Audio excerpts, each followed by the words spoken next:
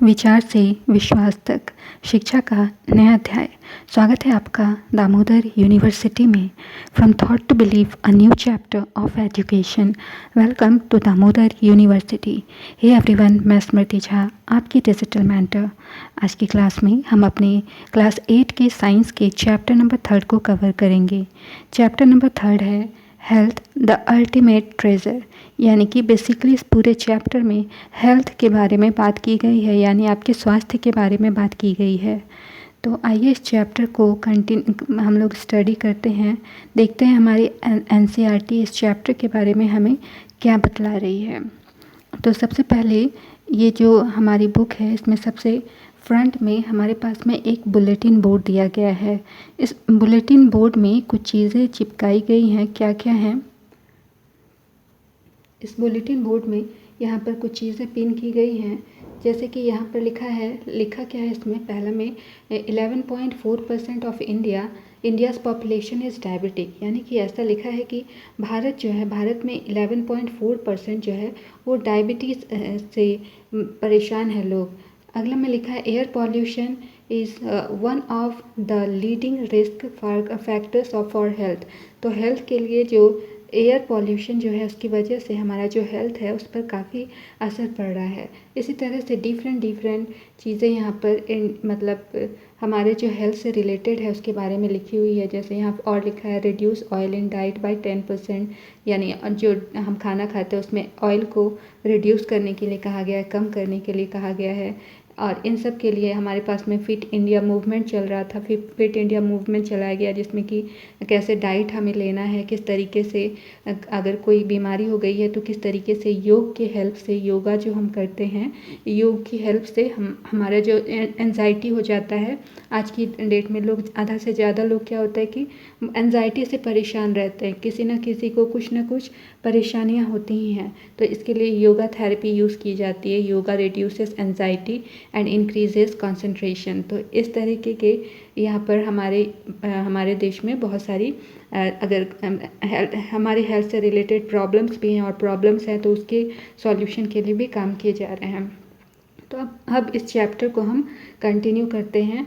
Bulletin board को तो हमने देख लिया है। यहाँ पर फिर से कुछ क्वेश्चंस हैं। लिखा है how does your body respond to an infection such as common cold. तो कभी आपको सर्दी जुकाम हो जाती है, इन्फेक्शन हो जाता है, तो किस तरह से आपकी बॉडी रिस्पॉन्ड करती है। अगला क्वेश्चन है we rarely see cases of smallpox और polio these days, but diseases like diabetes and heart problems are more common, why. तो यहाँ पर क्वेश्चन है कि आज की डेट में हम लोग स्मॉल पॉक्स और पोलियो से रिलेटेड जो बीमारी, पोलियो जैसी जो बीमारियाँ हैं, इसको आज की डेट में हम लोग बहुत कम देखते हैं, लेकिन इसकी जगह पर हमारे यहाँ जो डायबिटीज़ और हार्ट प्रॉब्लम्स जो है ये काफ़ी कॉमन हो गई है। ऐसा क्यों हो रहा है? अगला क्वेश्चन है could climate change lead to new type of disease. तो हमारा जो देश है, इसका जो क्लाइमेट है, हमारा जो मौसम है, वो क्लाइमेट जो है वो अगर बदल रहा है तो क्या ये बदलते क्लाइमेट की वजह से इस तरह के डिजीजेस हमें हो रहे हैं। अगला क्वेश्चन है how do emotions like stress and worry affect us and make us sick. तो हमारा जो इमोशंस होता है, तो कभी कभी हमें बहुत ज़्यादा स्ट्रेस हो जाता है, हम कभी बहुत चिंता में हो जाते हैं, तो किस तरीके से हमारा जो हेल्थ है, ये हमारे हेल्थ को किस तरीके से ये प्रभावित करता है और हम कैसे बीमार पड़ जाते हैं। तो क्या इमोशंस जो है हमारे स्ट्रेस वगैरह जो है इसकी वजह से हम बीमार पड़ते हैं। अगला क्वेश्चन है why do some group of people get affected more than others during disease outbreaks. तो यहाँ पर कुछ लोगों को बहुत जल्दी बीमारी हो जाती है, कुछ लोगों को थोड़ा टाइम लगता है, कम इन्फेक्टेड होते हैं। ऐसा क्यों होता है? तो इस तरीके के और भी बहुत सारे क्वेश्चंस आपके ब्रेन में हो सकते हैं। तो इन सारे क्वेश्चंस के आंसर्स हम आगे देखेंगे। यहाँ पर सबसे पहले लिखा है हेल्थ। सबसे पहले हेल्थ होता क्या है इसको जानना है। Is it more than not falling sick. तो यहाँ पर सिर्फ बीमार पड़ना ही हेल्थ है, क्या ये सही है? लिखा है what do the news clipping on the notice board tell you about people's health in our country। तो हमने अभी बुलेटिन बोर्ड में कुछ नोटिसेस चिपके हुए देखे, तो उस बुलेटिन बोर्ड में जो नोटिस था वे हमारे जो कंट्री है, कंट्री के जो लोग हैं उसकी हेल्थ के बारे में हमें क्या बतला रहे हैं। न्यूज़ से आप क्या समझ रहे हो? Is being healthy just about not having disease. तो यहाँ पर कोई व्यक्ति अगर हेल्दी है तो इसका मतलब सिर्फ उसको कोई अगर बीमारी नहीं है तो क्या वो हेल्दी है? Health also includes feeling good physically, staying positive and having a strong relationship. तो हेल्थ का मतलब सिर्फ कोई बीमारी होना नहीं है। हेल्थ का मतलब आप अच्छा फील करें, फिज़िकली आप अच्छे फील करें, आप हमेशा पॉजिटिव सोचें, कोई भी रिलेशनशिप आपके बीच में जो भी है, आपके आसपास में जितने लोग रहते हैं उनके साथ में आपका रिलेशनशिप अच्छा हो, तब हम कहते हैं कि वो पर्सन जो है वो हेल्दी है। A healthy person takes care of their body, maintains a positive mindset and enjoy social life. तो एक हेल्दी पर्सन वो है जो कि अपनी बॉडी का ध्यान रखता है, हमेशा अपने माइंडसेट को पॉजिटिव बना के रखता है, और अपना जो सोशल लाइफ होता है, जो सामाजिक जीवन होता है, एक दूसरे के साथ मिलना जुलना, बात करना, बैठना उठना, तो वो जो है इस लाइफ को, सोशल लाइफ को अगर वो इन्जॉय करता है तो वो इंसान जो है वो हेल्दी कहलाता है। Let us now explore what is truly means to be healthy. तो अब हेल्दी का एक्चुअली हेल्दी क्या होता है इसके बारे में यहाँ पर हम जानेंगे। Let us read. In grade 8 student moved to a new school in another city. तो ग्रेड 8 में एक स्टूडेंट जो है वो अब एक दूसरे शहर के नए स्कूल में उसने एडमिशन लिया। With no friends in his new environment and busy parents he felt lonely. तो उसका जो स्कूल नया था तो इस वजह से उसके कोई दोस्त भी नहीं थे, वहाँ का जो स्कूल का एनवायरनमेंट था वो भी नया था, बच्चे के जो पेरेंट्स थे वो भी काफ़ी बिजी रहते थे, इस वजह से वो जो बच्चा था वो काफ़ी अकेला फील कर रहा था। To cope he spent more time on his phone and social media but this made him feel worse. तो इससे बाहर निकलने के लिए उसने क्या किया कि अपना ज़्यादा से ज़्यादा समय उसने फ़ोन और सोशल मीडिया में बिताना शुरू किया। लेकिन इससे क्या हो गया कि उसकी जो फीलिंग थी वो और भी ज़्यादा ख़राब होने लगी, उसकी स्थिति और भी ज़्यादा ख़राब होने लगी। He stopped trying to make friends, he headache is lost weight and could not sleep well। तो वो धीरे धीरे जब उसको सोशल मीडिया की आदत लग गई, फ़ोन की आदत लग गई, तो वो उसने जो है दोस्त बनाना ही बंद कर दिया। उसको हेडेक रहने लगा, उसका जो वेट है वो लूज़ होने लगा और वो ठीक से सो भी नहीं पाता था। A doctor advised less screen time and meeting a counsellor. तो एक डॉक्टर ने उसे एडवाइस दिया कि जो स्क्रीन का टाइम है, जो मोबाइल यूज़ करता है, उसका टाइम को उसे कम करना होगा और एक काउंसलर से मिलने की उसको सलाह दी। काउंसलर मतलब मनोचिकित्सक होता है, उससे मिलने की उसको सलाह दी। The school counsellor arranged help to support him in making friends and improving his health. तो यहाँ पर जो स्कूल के काउंसलर थे उन्होंने उसको सपोर्ट किया और मतलब उसको दोस्त बनाने में उसको सपोर्ट किया और इस तरीके से उसका जो हेल्थ है उसको इम्प्रूव करने में भी उन्होंने हेल्प की। थिंक एंड रिफ्लेक्ट में क्या लिखा है? What was the cause of the boys health problems. तो बच्चे को हेल्थ प्रॉब्लम हो गई थी, उस हेल्थ प्रॉब्लम की वजह क्या थी? How did his habits and surroundings affect his wellbeing. तो उसका जो सराउंडिंग था और उसके जो हैबिट थे, उसकी जो आदतें थी, वो किस तरीके से उसकी हेल्थ को प्रभावित की। As per the World Health Organization, health is defined as a state of complete physical, mental and social well-being and not merely the absence of disease। तो वर्ल्ड हेल्थ ऑर्गेनाइजेशन के अकॉर्डिंग हेल्थ क्या होता है, health की definition क्या होता है, health को कैसे डिफाइन किया गया है? ऐसा स्टेट जहाँ पर कि जो पर्सन है वो कम्प्लीटली फिज़िकल, मेंटल और सोशल वे में वो पूरा तरीके से अगर फिट है, तब कहा जाता है कि वो जो पर्सन है वो हेल्दी है, सिर्फ उसको कोई डिज़ीज़ नहीं है इसका मतलब वो हेल्दी नहीं है, उसको कोई डिज़ीज़ ना हो, वो फिज़िकली फ़िट हो, मेंटली फ़िट हो, सोशली भी फ़िट हो, तो ऐसा पर्सन फिट कहा जाता है, हेल्दी कहा जाता है वर्ल्ड हेल्थ ऑर्गेनाइजेशन के according. A healthy person can generally perform various tasks more efficiently and cope well in different and difficult situations। तो एक जो स्वस्थ इंसान होता है वो बहुत सारे जो टास्क उसको मिलते हैं वो काफ़ी अच्छे तरीके से उसको परफॉर्म कर पाता है, और जो डिफ़िकल्ट सिचुएशंस आते हैं लाइफ में, बहुत सारे डिफ़िकल्ट सिचुएशंस आते हैं, तो जो हेल्दी पर्सन होता है उससे अच्छे तरीके से निपट सकता है, अच्छे तरीके से उसका सामना कर सकता है। A healthy person can adjust well in peer groups and other members of society. तो एक जो स्वस्थ व्यक्ति होता है वो अपने जो साथी होता है, फ्रेंड्स जो होते हैं, पीयर ग्रुप्स मतलब अपने सेम एज ग्रुप के दोस्तों के साथ में अच्छे तरीके से वो एडजस्ट कर सकता है, और अपनी जो सोसाइटी होती है वहाँ के लोगों के साथ में भी वो अच्छे तरीके से एडजस्ट कर पाता है। Let us understand more about health. तो अब हम हेल्थ के बारे में और भी चीज़ें जानेंगे। ये जो डायग्राम है, इस डायग्राम में क्या बताया जा रहा है कि जो व्यक्ति फिजिकली फिट है, मेंटली फिट है, सोशली फिट है, वो हेल्दी पर्सन होता है। आर साइंटिफिक हेरिटेज, इसमें क्या लिखा है? Ayurveda teaches us that true health is a balance of body, mind and surrounding. तो आयुर्वेदा हमें क्या बतलाता है कि सही मायने में वो व्यक्ति स्वस्थ है जो कि जिसकी की बॉडी बैलेंस्ड हो, माइंड और सराउंडिंग्स के साथ में पूरा बैलेंस्ड हो जो व्यक्ति, उसे उसके अकॉर्डिंग, आयुर्वेदा के अकॉर्डिंग वो पर्सन जो है वो हेल्दी होता है, स्वस्थ होता है। Following dinacharya and ritucharya helps maintain this balance. तो ये जो बैलेंस होता है यानी कि पूरा बॉडी, माइंड और उसके जो सराउंडिंग्स के साथ में जो बैलेंस बनाना होता है, इसमें क्या चीज़ें उसकी हेल्प करती हैं? दिनचर्या यानी कि डेली रूटीन, ऋतुचर्या यानी कि सीजनल रूटीन, ये सभी चीज़ें सीज़न के अकॉर्डिंग हमें कैसे रहना चाहिए, कैसे कपड़े पहनने चाहिए, क्या खाना चाहिए, ये सभी ऋतुचर्या आती है। डेली रूटीन के अंदर हमें क्या होता है, डेली रूटीन में सुबह उठना है, एक्सरसाइज वगैरह करना है, तो ये सब दिनचर्या में आती है। तो इन सब को जब फॉलो करते हैं तो हम जो है अच्छे हेल्थ को गेन कर पाते हैं।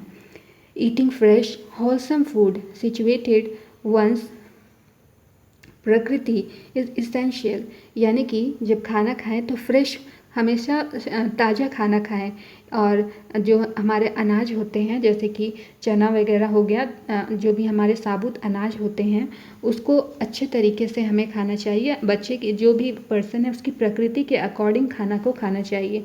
प्रकृति मतलब क्या होता है कि किसी की बॉडी जो ज़्यादा हीट रेजिस्टेंट होती है, किसी की बॉडी, कोई पर्सन है जिसको कि बहुत ज़्यादा गर्मी लगती होगी, किसी को बहुत ज़्यादा ठंड लगती होगी, तो अपनी बॉडी के प्रकृति के अकॉर्डिंग जो है वो खाना खाए।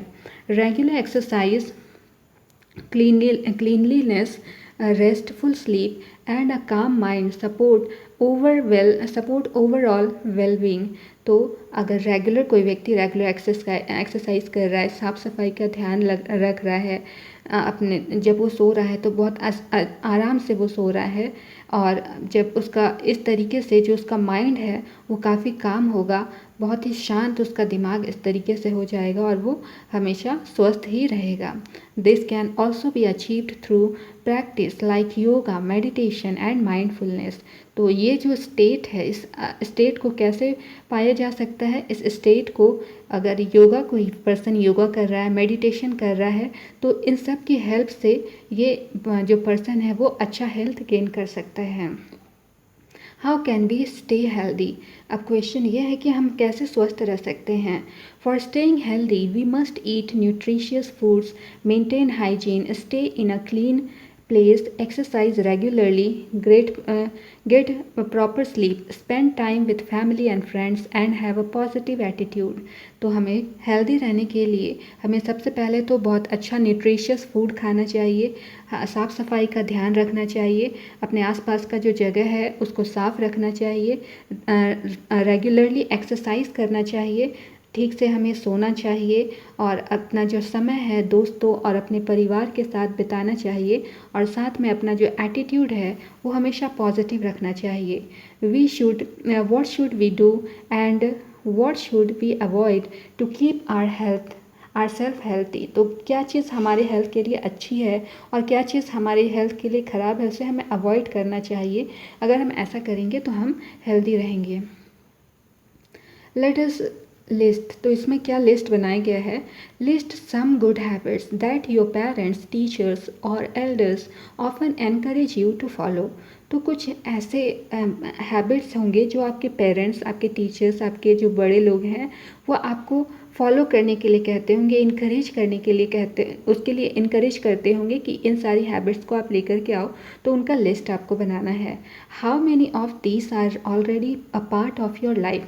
तो जो भी लिस्ट आपने प्रिपेयर की है तो उनमें से कितनी जो बातें हैं वो आप अपनी लाइफ में डेली रूटीन में आप फॉलो करते हैं। Which one would you like to start following, और कौन से आप हैबिट है जो कि आप फॉलो करना शुरू करने वाले हो। Add to the list below, तो वो जो लिस्ट है उसको यहाँ पर लिखना है। सबसे पहले यहाँ पे कुछ लिस्ट लिखे हुए हैं, जैसे कि keep your self clean bye maintaining personal hygiene. तो पर्सनल हाइजीन को मेंटेन करते हुए आपको अपने आप को क्लीन रखना है, पहला हैबिट है, ये अच्छी हैबिट है।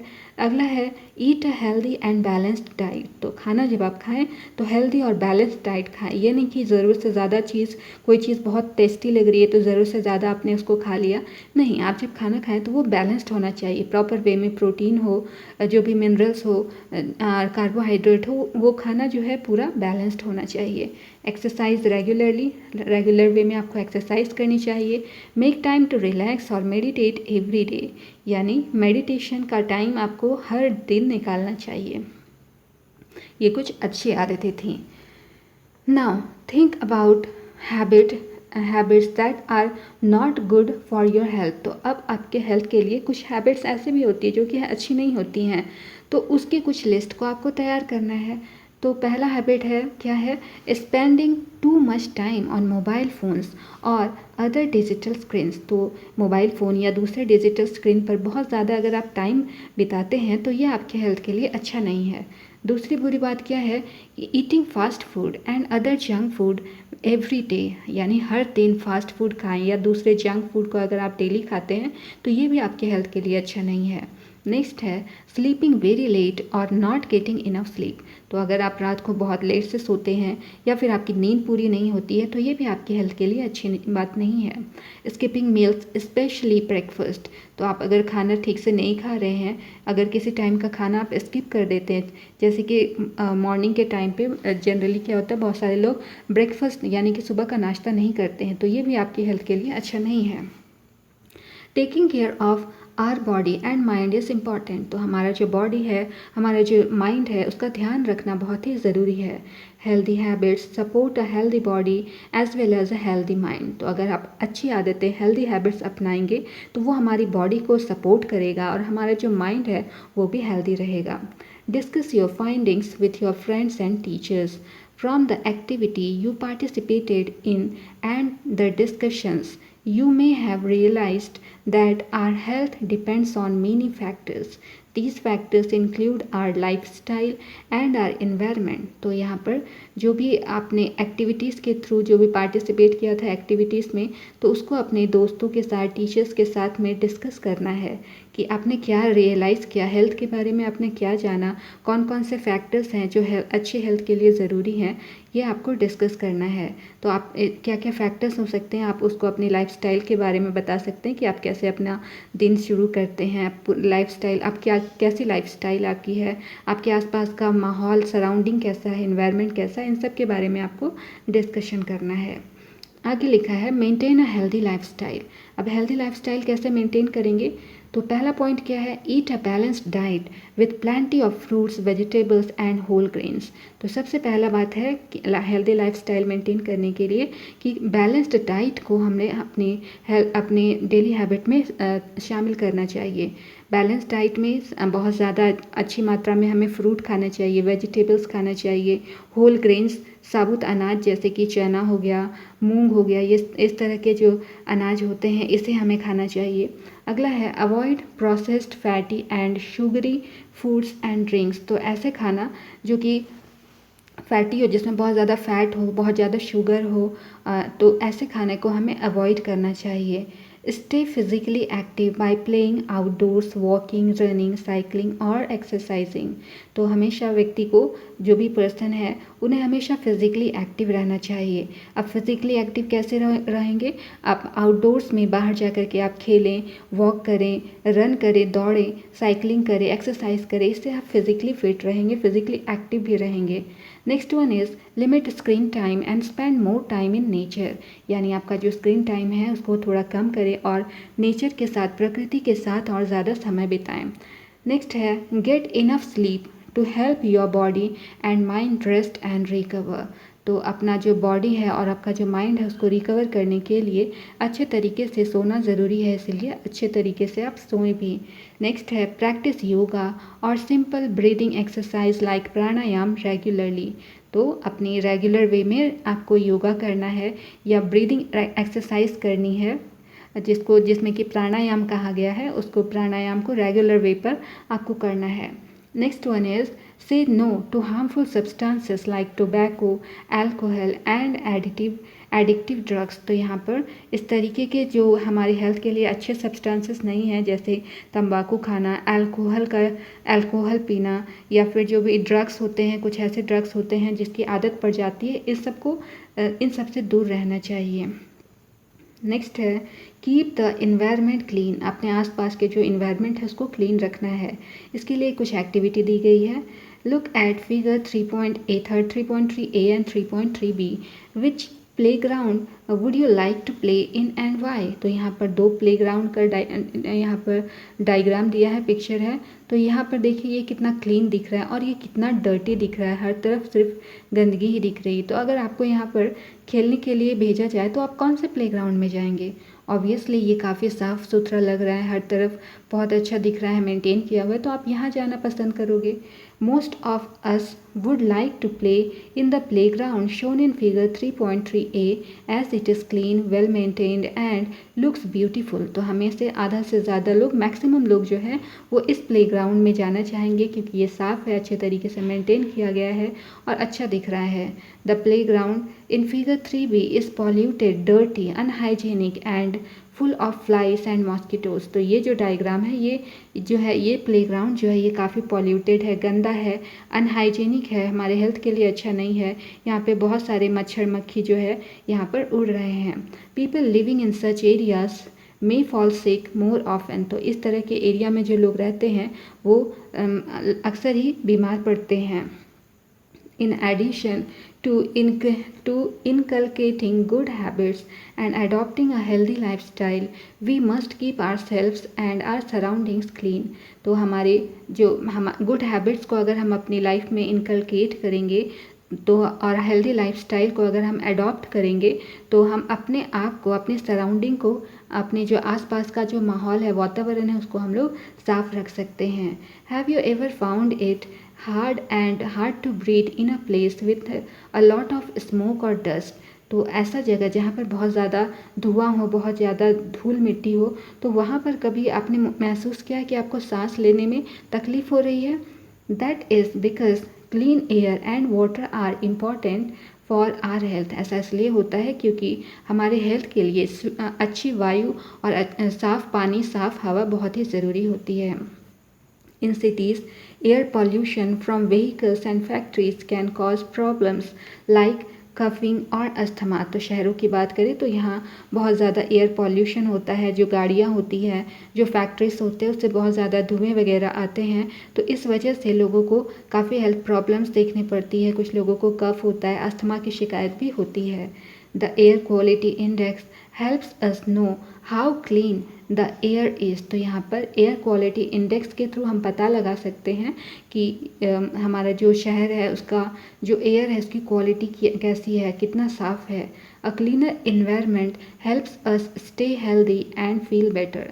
तो अगर हमारे आसपास का इन्वायरमेंट साफ रहेगा तो इससे हम हेल्दी भी रहेंगे और हम अच्छा फील करेंगे। But health is not only about the body, our feelings and relationships matter too. तो हेल्थ सिर्फ हमारे बॉडी से ही रिलेटेड नहीं है, हमने ये पहले भी पढ़ा था। तो इसमें क्या क्या चीज़ें इंक्लूडेड है, हमारा जो फीलिंग है, हमारा एक दूसरे के साथ में रिलेशनशिप कैसा है, ये भी हमारे हेल्थ को बतलाता है। अच्छा रिलेशनशिप होना चाहिए लोगों के साथ में तो हम हेल्दी कहलाते हैं। Even if we eat well and live in a clean place we may not feel good if we are lonely और अपसेट। तो अगर हम खाना भी बहुत अच्छे से खाएं, साफ जगह में भी रहें, और अगर हम इसके बाद में भी अच्छा फील नहीं कर रहे हैं, लोनली हैं और या फिर अपसेट हैं, अकेले हैं, अपसेट हैं, परेशान हैं, तो भी हम हेल्दी नहीं कहे जाते हैं। Spending our time with friends and family, talking, laughing and having fun help keep our minds healthy too. तो अपने दोस्तों के साथ, अपने परिवार के साथ समय बिताना चाहिए, उनसे बातें करनी चाहिए, हंसना चाहिए, अपनी लाइफ को एंजॉय करना चाहिए। इससे हमारा जो माइंड है, हेल्थ के साथ हमारा माइंड भी काफ़ी हेल्दी रहता है। How do we know that we are unwell. तो अगर हम अनवेल हैं, यानी कि हम अगर किसी तरीके से अनफिट हैं, बीमार हैं, तो हमें कैसे पता लगेगा। Our body usually works in a certain way to keep us healthy. तो हमारा जो बॉडी है, हमें हेल्दी रखने के लिए वो कुछ ना कुछ तरीके से कोई काम करते रहता है। when we feel unwell it means something inside us may not be working as it should। तो अगर हम अनवेल हैं या अगर अच्छा फील नहीं कर रहे तो इसका मतलब है कि हमारी बॉडी के अंदर कुछ ऐसा है, कुछ ऐसा हो रहा है जिसकी वजह से हमारा जो वर्किंग प्रोसेस है वो अच्छा नहीं हो पा रहा है, ठीक से हम काम नहीं कर पा रहे हैं। We may have symptoms such as pain, tiredness और dizziness and signs like fever, rash, high blood pressure or swelling that indicate we are unwell। तो हमारे पास में कुछ सिम्टम्स हो सकते हैं। अगर हम वेल नहीं है, अच्छे नहीं है, अनवेल हैं, तो क्या क्या सिम्टम्स हो सकते हैं। हमें किसी जगह पर दर्द का अनुभव हो सकता है, हम थके हुए फील कर सकते हैं, या हमें डिजीनेस यानी कि कभी कभी लगता है कि हम बेहोश हो जाएंगे, और कुछ साइंस हम देखने के लिए मिलेंगे। हो सकता है हमें फीवर जैसा फील हो, रैशेस कहीं कहीं पर हो जाए, हमारा बीपी जो है वो हाई हो जाए, या कहीं पर किसी जगह पर स्वेलिंग हो जाए। तो इसका मतलब क्या है कि हम अनवेल हैं, यानी हम हेल्दी फील नहीं कर रहे हैं उस टाइम पर। A symptom is what we feel like pain while a sign is something that can be seen or measured। तो यहाँ पर सिम्टम क्या होता है, सिम्टम वो चीज़ है जिसे कि हम फील कर सकते हैं। यानी कि कोई पेन हो गया, कहीं कहीं पर पेन हो रहा है, तो उस पेन को, जिसको पेन हो रहा है, बस वही फील कर सकता है। तो ये एक सिम्टम है। और साइन क्या होता है, साइन वो चीज़ है जिसको कि हम लोग मेज़र कर सकते हैं। यानी कि किसी को अगर फीवर हो गया है तो उसको हम लोग अगर टेम्परेचर उसका मेज़र करेंगे थर्मोमीटर की हेल्प से, तो उससे पता चल जाएगा कि आखिर इसको फीवर है। तो ये हमारा क्या हो गया, ये साइन हो गया। साइन और सिम्टम में इतना ही अंतर है कि सिम्टम को हम लोग मेज़र नहीं कर सकते हैं। जिसको फील हो रहा है उस पेन को सिर्फ वही पता कर सकता है। अब कितना केजी पेन उसको दर्द हो रहा है ये हम पता नहीं कर सकते हैं। लेकिन अगर किसी को फीवर है और उसको हम मेज़र कर पाएँ तो हम लोग उसको कहते हैं कि ये साइन है। This helps doctors understand what might be making us unwell. तो इसकी वजह से जो भी चीज़ों को हम मेज़र कर पाते हैं, इससे हमें पता लगता, डॉक्टर्स को पता लगता है कि ये जो पर्सन है ये अनवेल है। What are the causes and types. तो डिजीज़ के क्या क्या कॉजेस होते हैं और कौन से तरह के डिजीज़, कौन कौन से तरह की बीमारियाँ होती हैं। A disease is a condition that affects the normal working of a body or a mind। तो डिजीज़ एक ऐसा कंडीशन है जो कि एक बॉडी और माइंड को जो है ये उसकी वर्किंग को अफेक्ट करता है। It can happen when one और मोर ऑर्गन्स और organ systems stop functioning properly. तो ये ऐसा तब होता है जबकि बॉडी का एक या एक से ज़्यादा ऑर्गन या फिर जो मतलब पूरा का पूरा ऑर्गन सिस्टम की बात की जाए तो ये अच्छी तरीके से फंक्शन ना कर पाए, तो इसका मतलब होता है कि इससे कोई ना कोई डिजीज़ हो गई है। Some diseases are caused by germs like bacteria, viruses, fungi, worms or even by protozoa. तो कुछ डिजीज़ेस जो होते हैं वो कुछ बैक्टीरिया की वजह से होते हैं, वायरस, फंगाई, वॉर्म्स या फिर प्रोटोजोआ की वजह से जो डिजीज़ेस होते हैं, बीमारियां होती हैं. these diseases causing organism are called pathogens. तो ये जो डिजीज़ फैलाने वाले जो ऑर्गेनिज्म हैं इनको हम पैथोजन के नाम से जानते हैं. Other diseases may result from poor nutrition और an unhealthy lifestyle. तो दूसरी जो बीमारियां होती हैं वो ख़राब न्यूट्रिशन या अनहेल्दी लाइफस्टाइल की वजह से होती है.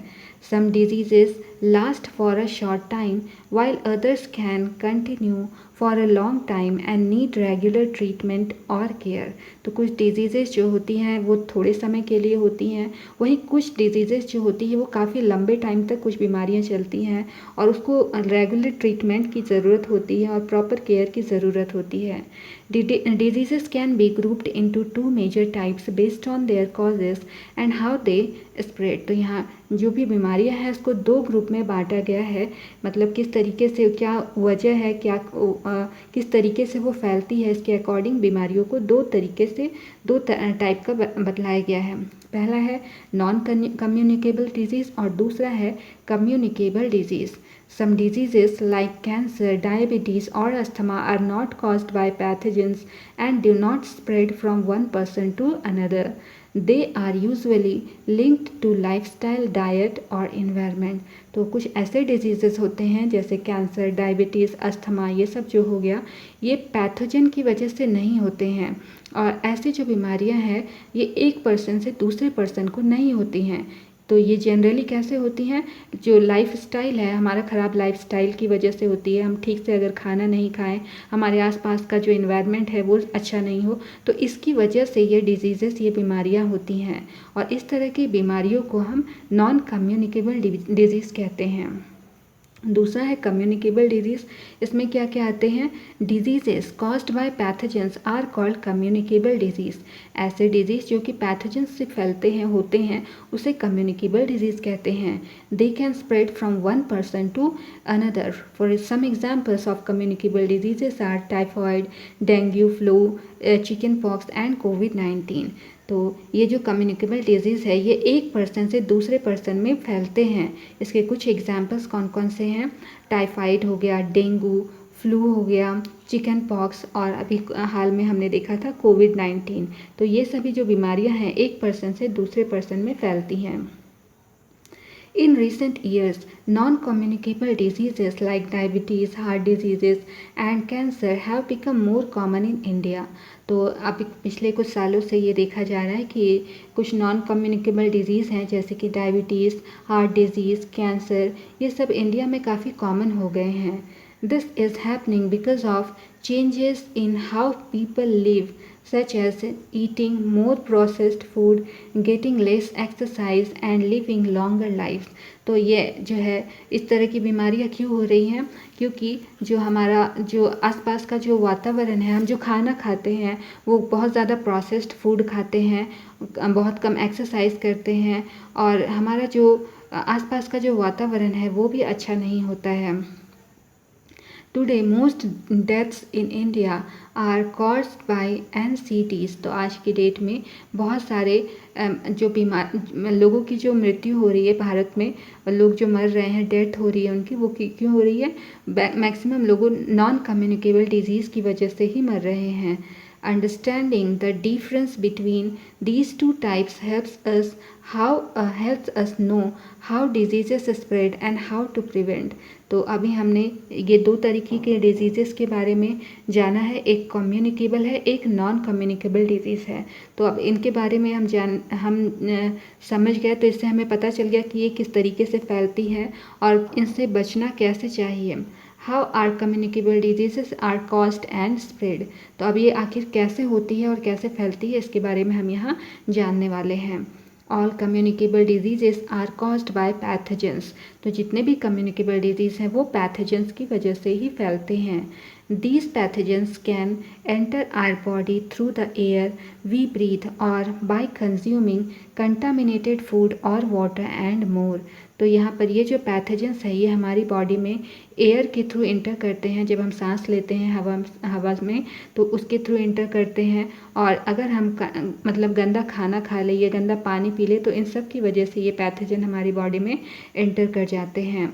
But how do these pathogens spread from one person to another? तो अब क्वेश्चन ये है कि ये जो पैथोजेंस है एक पर्सन से दूसरे पर्सन में कैसे फैलते हैं। One common way is through air. when an infected person coughs or sneezes or through direct contact with shaking hands or indirectly by sharing personal items of an infected person। तो ये कैसे है, एक मतलब एयर के through अगर कोई person है किसी को इन्फेक्शन हो गया है तो अगर वो खांसता है या छींकता है तो उसके थ्रू क्या होता है, जो जर्म्स हैं वो एयर में जाते हैं और दूसरा पर्सन उसको इनहेल करता है तो वो भी इन्फेक्टेड हो जाता है। या फिर जो इन्फेक्टेड पर्सन है उसके डायरेक्ट कांटेक्ट में आया, हाथ मिलाया तो उसकी वजह से भी दूसरे पर्सन को बीमारी हो जाती है।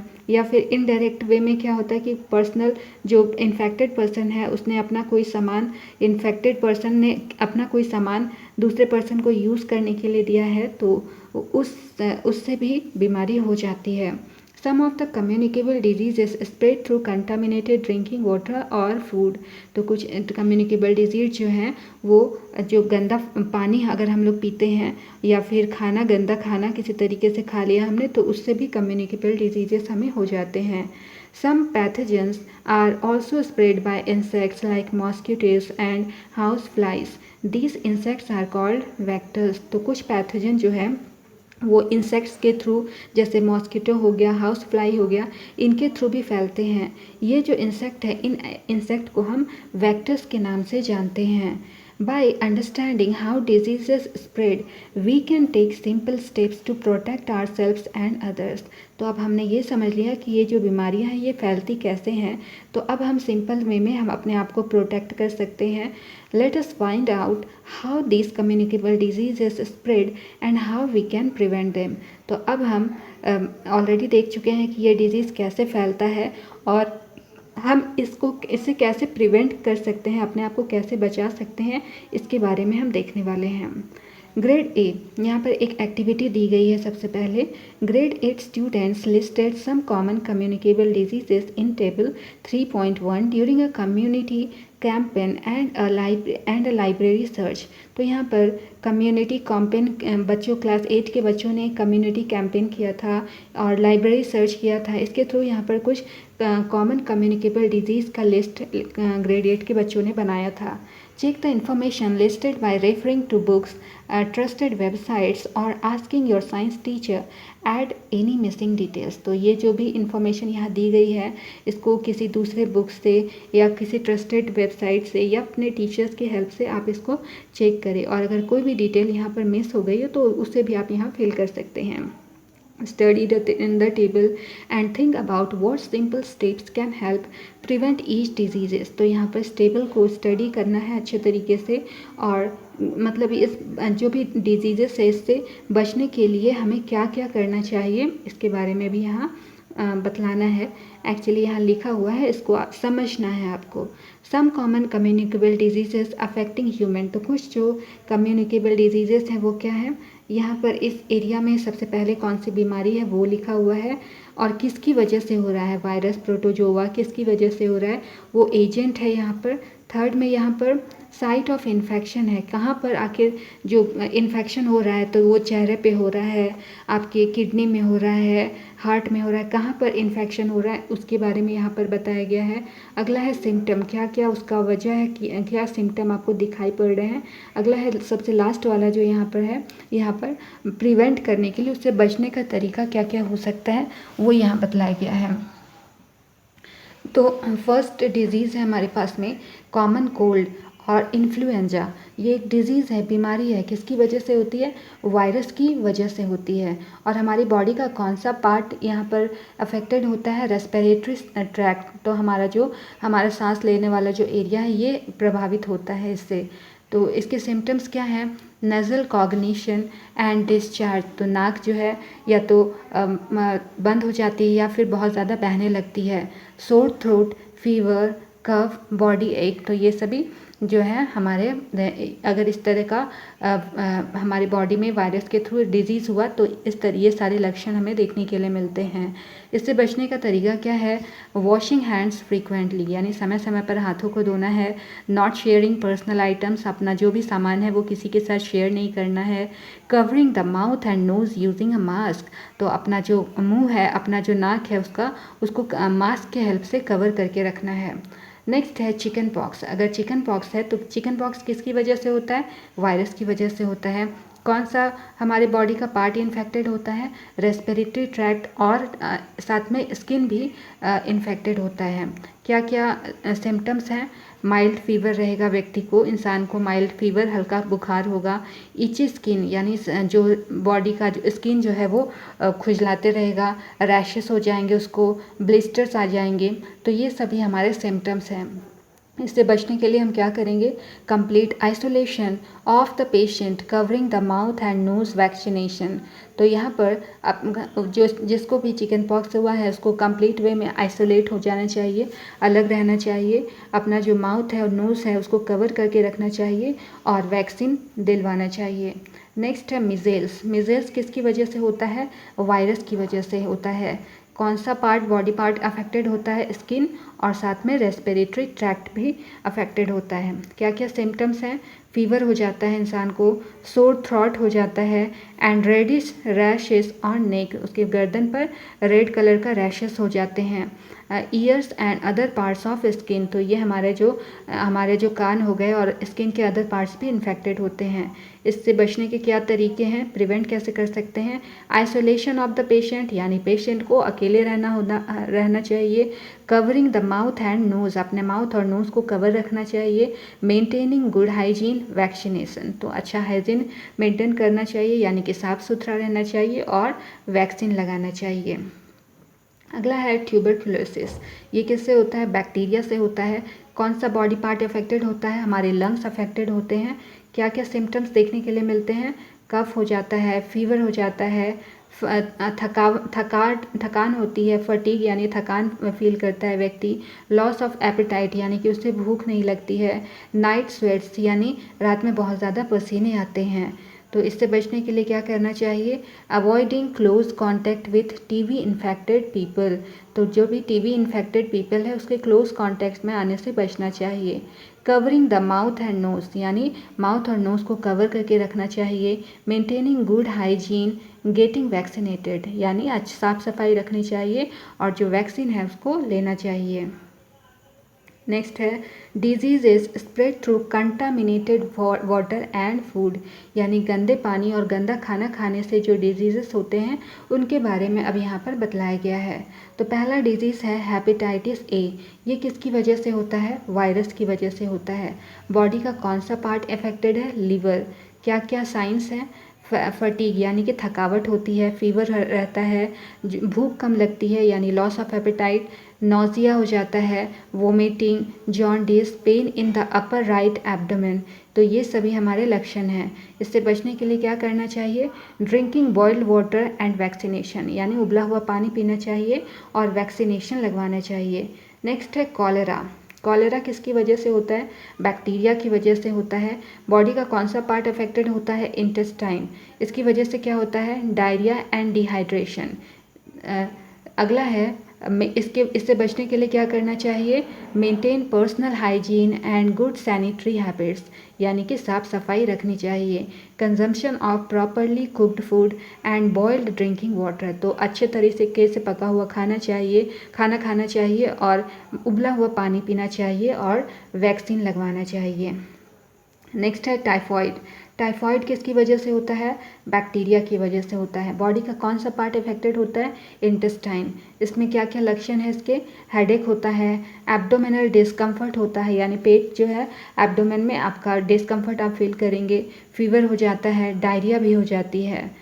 नेक्स्ट है इसके बचने के लिए क्या करना चाहिए? Maintain personal hygiene and good sanitary habits, यानी साफ़ सफाई रखनी चाहिए।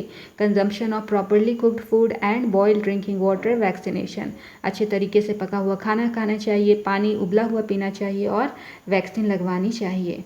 नेक्स्ट है एस्कैरियासिस, यानी कि राउंड वॉर्म्स। ये किसकी वजह से होता है? वॉर्म्स की वजह से होता है। बॉडी का कौन सा पार्ट इन्फेक्टेड होता है? इंटेस्टाइन। ये क्या क्या लक्षण है? वॉर्म्स इन टूल, यानी कि जब जब स्टूल में आपके वॉर्म्स, छोटे छोटे कीड़े आपको नज़र आएंगे जब आप मॉर्निंग में फ्रेश होने के लिए जाएंगे वहाँ पर। लॉस ऑफ एपेटाइट, भूख कम लगेगी। पुअर ग्रोथ, अच्छी तरीके से बॉडी का ग्रोथ नहीं होगा। डायरिया होगा, वेट लॉस होने लगेगा, और अनीमिया यानी कि खून की कमी होने लगेगी। मेंटेन पर्सनल हाइजीन, इससे बचने के लिए क्या करना चाहिए? अच्छे तरीके से साफ़ सुथरा रहना चाहिए। Consumption of properly cooked food and boiled drinking water, यानी कि अच्छे तरीके से पका हुआ खाना खाना चाहिए और पानी हमें उबला हुआ पीना चाहिए। अब हम नेक्स्ट क्या देखेंगे? Disease is transmitted by insects. तो ऐसी बीमारियां जो कि इंसेक्ट की वजह से होती है, अब उसके बारे में हम देखने वाले हैं। सबसे पहला है मलेरिया। मलेरिया किसकी वजह से होता है? प्रोटोजोआ की वजह से होता है। बॉडी का कौन सा पार्ट अफेक्टेड होता है? स्किन और ब्लड। इसके क्या क्या लक्षण हैं? हाई फीवर होता है, परफ्यूज स्वेटिंग होता है, पसीने आते हैं, फिर पीरियोडिक चिल्स, कभी कभी बहुत ज़्यादा मतलब रुक रुक के बहुत ज़्यादा ठंड लगती है। नेक्स्ट है, इससे बचने के लिए क्या करना चाहिए? Use of mosquito nets and repellents. तो मच्छर भगाने वाले जो इंस्ट्रूमेंट्स होते हैं, जो दवाएं आती है, उसका यूज़ करें, या फिर मच्छरदानी का यूज़ करें। वियरिंग लॉन्ग स्लीव्ड क्लॉथ्स, तो पूरा जो बॉडी ढका हुआ रहता है, लॉन्ग स्लीव वाले कपड़े पहनना चाहिए। Control of mosquito breeding in and around your home, तो आपके घर में और आपके घर के बाहर जो आसपास का एरिया है वहाँ पर जो मच्छर को पनपने से रोकना चाहिए, यानी कि समय समय पर वहाँ पर वैक्सीन मतलब जो भी दवाएं होती हैं उनका छिड़काव करना चाहिए। नेक्स्ट है dengue fever. Break bone fever. Dengue fever को ब्रेक बोन फीवर भी कहते हैं। किसकी वजह से होता है? वायरस की वजह से होता है। बॉडी का कौन सा पार्ट अफेक्टेड होता है? Skin and blood. नेक्स्ट है, इसकी वजह से क्या क्या चीज़ें देखने के लिए मिलती हैं? फीवर हो जाता है, हेडेक होता है, मसल एंड जॉइंट पेन देखने के लिए मिलेगा, साथ में नौशिया देखने के लिए मिलता है। और इससे बचने के लिए क्या करना चाहिए? Use of mosquito nets and repellents, wearing long sleeved clothes, control mosquito breeding in and around your home, avoiding areas with still water.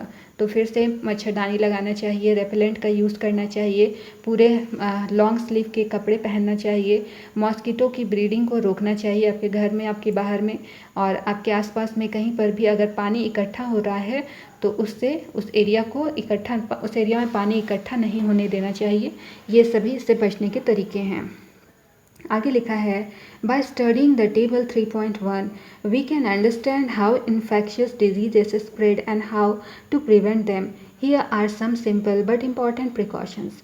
तो अभी जो हमने टेबल देखा, इससे हम ये समझ गए कि ये जो इन्फेक्शियस डिजीजेस होते हैं वो फैलते कैसे हैं और उससे हम कैसे बच सकते हैं। तो यहाँ पर कुछ इम्पॉर्टेंट प्रिकॉशंस भी हैं, वो हम देखते हैं क्या क्या प्रिकॉशंस हैं। Keeping our self and our surrounding clean. तो सबसे पहले अपने आप को और अपने आसपास के एरिया को साफ रखें। Practice basic hygiene every day. तो हर दिन अच्छे तरीके से हाइजीन मेंटेन करने की कोशिश करें। Washing hands with soap and water to remove pathogens. तो पैथोजेंस को रिमूव करने के लिए अपने हाथों को साबुन और पानी से धोया करें। Covering our mouth and nose while coughing और स्नीजिंग। तो अगर कफ हो जाए या हम छींकते हैं तो इस टाइम अपने माउथ को और अपने नोज़ को हमें कवर करना चाहिए। Wearing a mask in crowded places provides protection. तो अगर किसी भीड़ भाड़ वाली जगह पर हम जाएं तो हमें मास्क का यूज़ करना चाहिए ताकि हम प्रोटेक्टेड रह सकें। Avoid sharing of personal items like towels and handkerchiefs. तो अपने जो पर्सनल आइटम्स हैं, अपने जो तौलिया हैं, अपने रुमाल हैं, वो दूसरों के साथ में शेयर करने से बचना चाहिए। Keeping are home food and water clean. तो अपना घर, अपना जो खाना है, पानी है, उसको साफ रखना चाहिए। Staying at home and resting when we are unwell helps the body recover and minimises spreading the diseases to others. तो अगर किसी तरह की बीमारी हमें हो जाती है तो हमें घर पर रहना चाहिए, रेस्ट करना चाहिए। जब तक हम अनवेल हैं तब तक रेस्ट करना चाहिए ताकि हमारा बॉडी जो है वो रिकवर हो सके और जो आपको डिजीज़ हुई है वो दूसरों तक स्प्रेड ना हो सके। Some infectious diseases are caused by worms that live outside our body, specially in the digestive system. तो कुछ ऐसे भी इन्फेक्शियस डिजीज़ होते हैं जो वॉर्म्स की वजह से होते हैं। तो ये जो वॉर्म्स हैं ये हमारी बॉडी के अंदर रहते हैं, या जो हमारा डाइजेस्टिव सिस्टम है वहाँ पर ये रहते हैं। They feed on nutrients and live as parasite organism that live in और अनदर लिविंग बींग्स। तो ये जो है ये वॉर्म्स कहाँ रहते हैं, हमारी स्पेशली डाइजेस्टिव सिस्टम में ये रहते हैं, प्रेजेंट रहते हैं। और ये जो हम न्यूट्रिएंट्स खाते हैं वो उस पर ये फीड करते हैं, और इसीलिए इनको पैरासाइट कहा जाता है। पैरासाइट क्या होते हैं, वैसे ऑर्गेनिज्म जो कि दूसरे के बॉडी में रह करके वो जो खाना खाते हैं उसकी बॉडी पर वो डिपेंड रहते हैं, उसे हम पैरासाइट कहते हैं। These worms usually spread through contaminated food. ये जो वॉर्म्स हैं वो जो गंदा खाना अगर हम लोग खाते हैं तो उसकी वजह से फैलता है ये बीमारी। गंदा पानी पी लिए, गंदा जो मिट्टी है मिट्टी का यूज़ कर लिए, और अगर कोई भी इन्फेक्टेड पर्सन के कांटेक्ट में आ गए या फिर इन्फेक्टेड एनिमल के कांटेक्ट में आ गए तो ये जो पैरासाइट्स हैं ये हमारी बॉडी में एंटर कर जाते हैं। नेक्स्ट है how are common communicable diseases caused. अच्छा, यहाँ पर ये एक सिंपल पैरासाइट जो है जू जो हमारे बालों में लग जाती है, इसके बारे में तो सभी जानते हैं। ये एक पैरासाइट होता है जो कि किसी से भी स्प्रेड हो जाता है, दूसरे को हुआ, वहाँ पर आप रहे, उनके साथ में कांटेक्ट में आए या उनका कोई सामान यूज़ किया तो वहाँ से आप तक स्प्रेड हो जाता है और हमारी बॉडी में रहता है, और हमारी बॉडी से हमारा ही खून खा करके ये पी करके ये जिंदा रहता है। तो ऐसा जो ऑर्गेनिज्म है ये पैरासाइट कहलाता है। अब ये जो नॉन कम्युनिकेबल डिजीज़ है ये आखिर कैसे होता है इसके बारे में हम जानने वाले हैं। You learn that non communicable diseases like cancer, diabetes and asthma are linked to lifestyle, diet and environment. तो ये जो है नॉन कम्युनिकेबल डिजीज़ है, कैंसर, डायबिटीज़, अस्थमा, ये सब हमारी लाइफस्टाइल, हमारे डाइट, हमारा जो आसपास का इन्वायरमेंट है इससे रिलेटेड है। They are the most common causes of death in India. और इस तरह की बीमारियों की वजह से हमारे जो इंडिया में बहुत सारे लोगों की डेथ हम देखते हैं। In grade 6 you also learn about diseases like scurvy, anaemia and goitre which are caused by lack of specific nutrients in diet. तो यहाँ पर क्लास 6 में हमने ऑलरेडी ऐसा पढ़ा है, कुछ डिजीज़ेस के बारे में पढ़ा है जैसे कि स्कर्वी, एनीमिया, गोइटर, ये सभी जो हैं अगर बॉडी में किसी स्पेसिफिक न्यूट्रिएंट की कमी हुई, हमारी डाइट में किसी स्पेसिफिक न्यूट्रिएंट की कमी हुई तो उससे ये बीमारियाँ हमारी बॉडी में हो जाती हैं। These are called deficiency diseases and are also non-communicable। तो ये जो है इस तरह की जो डिजीज़ेस हैं इसे डिफिशियंसी डिजीज़ेस कहते हैं, और ये जो बीमारियां हैं ये नॉन कम्युनिकेबल होती हैं, यानी एक इंसान से दूसरे इंसान में नहीं होती हैं। Diseases such as cancer, diabetes and asthma may often persist for a long time and are referred to as chronic diseases। तो ऐसी जो बीमारियां हैं, कैंसर, डायबिटीज़ हो गई, अस्थमा हो गया, ये काफ़ी लंबे टाइम तक इंसान को होती है, तो काफ़ी लंबे टाइम तक रहती है, 3 महीना, 4 महीना, कभी और कभी और भी ज़्यादा समय तक रहती है। तो ऐसे जो बीमारियां हैं इनको क्रॉनिक डिजीज़ेस कहा जाता है। Diabetes is a common disease which is becoming more prevalent and in adults as well as children। तो ये जो डायबिटीज़ है आज की डेट में जो बड़े लोग हो गए या इवन बच्चे हो गए उनको भी डायबिटीज़ देखने के लिए मिलता है, तो ये काफ़ी कॉमन डिजीज़ हो गया है। In fact India now has one of the highest number of peoples with diabetes in world. तो बात की जाए तो पूरे संसार में भारत जो है यहाँ पर बहुत ज़्यादा ही डायबिटिक लोग की संख्या देखने के लिए मिल रही है। If often develops due to a combination of hormonal imbalance, unhealthy eating habits, lack of physical activity, being overweight or obese and other reasons। तो ये जो डायबिटीज़ है ये जनरली क्यों होता है, क्योंकि हमारा जो बॉडी है ये हार्मोनल इम्बैलेंस इसमें होता है। साथ में हम खाना जो खाते हैं वो भी अनहेल्दी खाना आजकल खाते हैं। फिज़िकल एक्टिविटी हमारी कम हो गई है, ज़रूरत से ज़्यादा हमारा वेट बढ़ गया है, यानी हम ओबीस हो गए हैं, मोटापा के शिकार हो गए हैं, और भी बहुत सारे रीज़न्स होते हैं जिसकी वजह से डायबिटीज़ हो जाती है। Let us learn more about the causes of non-communicable diseases and their prevention। तो यहाँ पर non-communicable diseases के और क्या क्या कारण हो सकते हैं और उनसे हम कैसे बच सकते हैं, उसके बारे में हम और भी ज़्यादा जानकारी इकट्ठा करते हैं। लेट अस सर्वे, तो इसके लिए सबसे पहले एक सर्वे किया गया है। Find out the 3 most common lifestyle related diseases in our neighbourhood. तो हमारे आस पड़ोस में कौन सा ऐसा मतलब एटलीस्ट 3 कॉमन लाइफस्टाइल डिजीज़, मतलब अपने हमारे जो लाइफस्टाइल की वजह से जो बीमारियां होती है उसके बारे में जानकारी इकट्ठा करनी है। Talk to a doctor, nurse, health worker और even a family member who knows about health and what kind of lifestyle changes can help prevent or manage these diseases। तो इसके बारे में जो इस तरीके की जो बीमारियां हैं इससे रिलेटेड बात करना है डॉक्टरों से, नर्स से, जो भी हेल्थ वर्कर हैं या फैमिली मेम्बर्स जो इस तरह की बीमारियों के बारे में जानते हैं उससे बात करना है, और किस तरीके से अगर हम लाइफस्टाइल को चेंज करें तो हम इससे कैसे बच सकते हैं इसकी जानकारी इकट्ठा करनी है। You can also consult trusted health websites, books, teachers and doctors. तो आप जो कुछ भी ट्रस्टेड वेबसाइट, जो किताबें हो गई, टीचर्स हो गई, डॉक्टर्स हो गए, उनका भी आप हेल्प ले सकते हैं। Fill in the table 3.2 and learn more about lifestyle related diseases. तो यहाँ पर हमारे पास में ये टेबल है, इसको यहाँ पर फिल करना है और जो भी लाइफस्टाइल डिजीजेस है उसके बारे में और ज़्यादा जानकारी इकट्ठा करनी है। पहला लिखा है ओबेसिटी, ये हमारा लाइफस्टाइल रिलेटेड डिजीज़ है, यानी कि जो व्यक्ति है वो उसमें ज़रूरत से ज़्यादा मोटापा हो गया है। तो क्या क्या सिम्टम्स हो सकते हैं? बॉडी में फ़ैट का बढ़ जाना, ये सिम्टम हो सकता है। वो बहुत ही लेथार्जिक फील करता है, ये सारे इसके सिम्टम्स हो सकते हैं। नेक्स्ट है इसमें क्या क्या लाइफस्टाइल में चेंज हो सकते हैं। पहला लिखा है eating a balance diet and exercise regularly. तो उसको एक बैलेंस डाइट खाना चाहिए और रेगुलर वे में एक्सरसाइज करना चाहिए। नेक्स्ट है डायबिटीज़। डायबिटीज़ में क्या क्या सिम्टम है?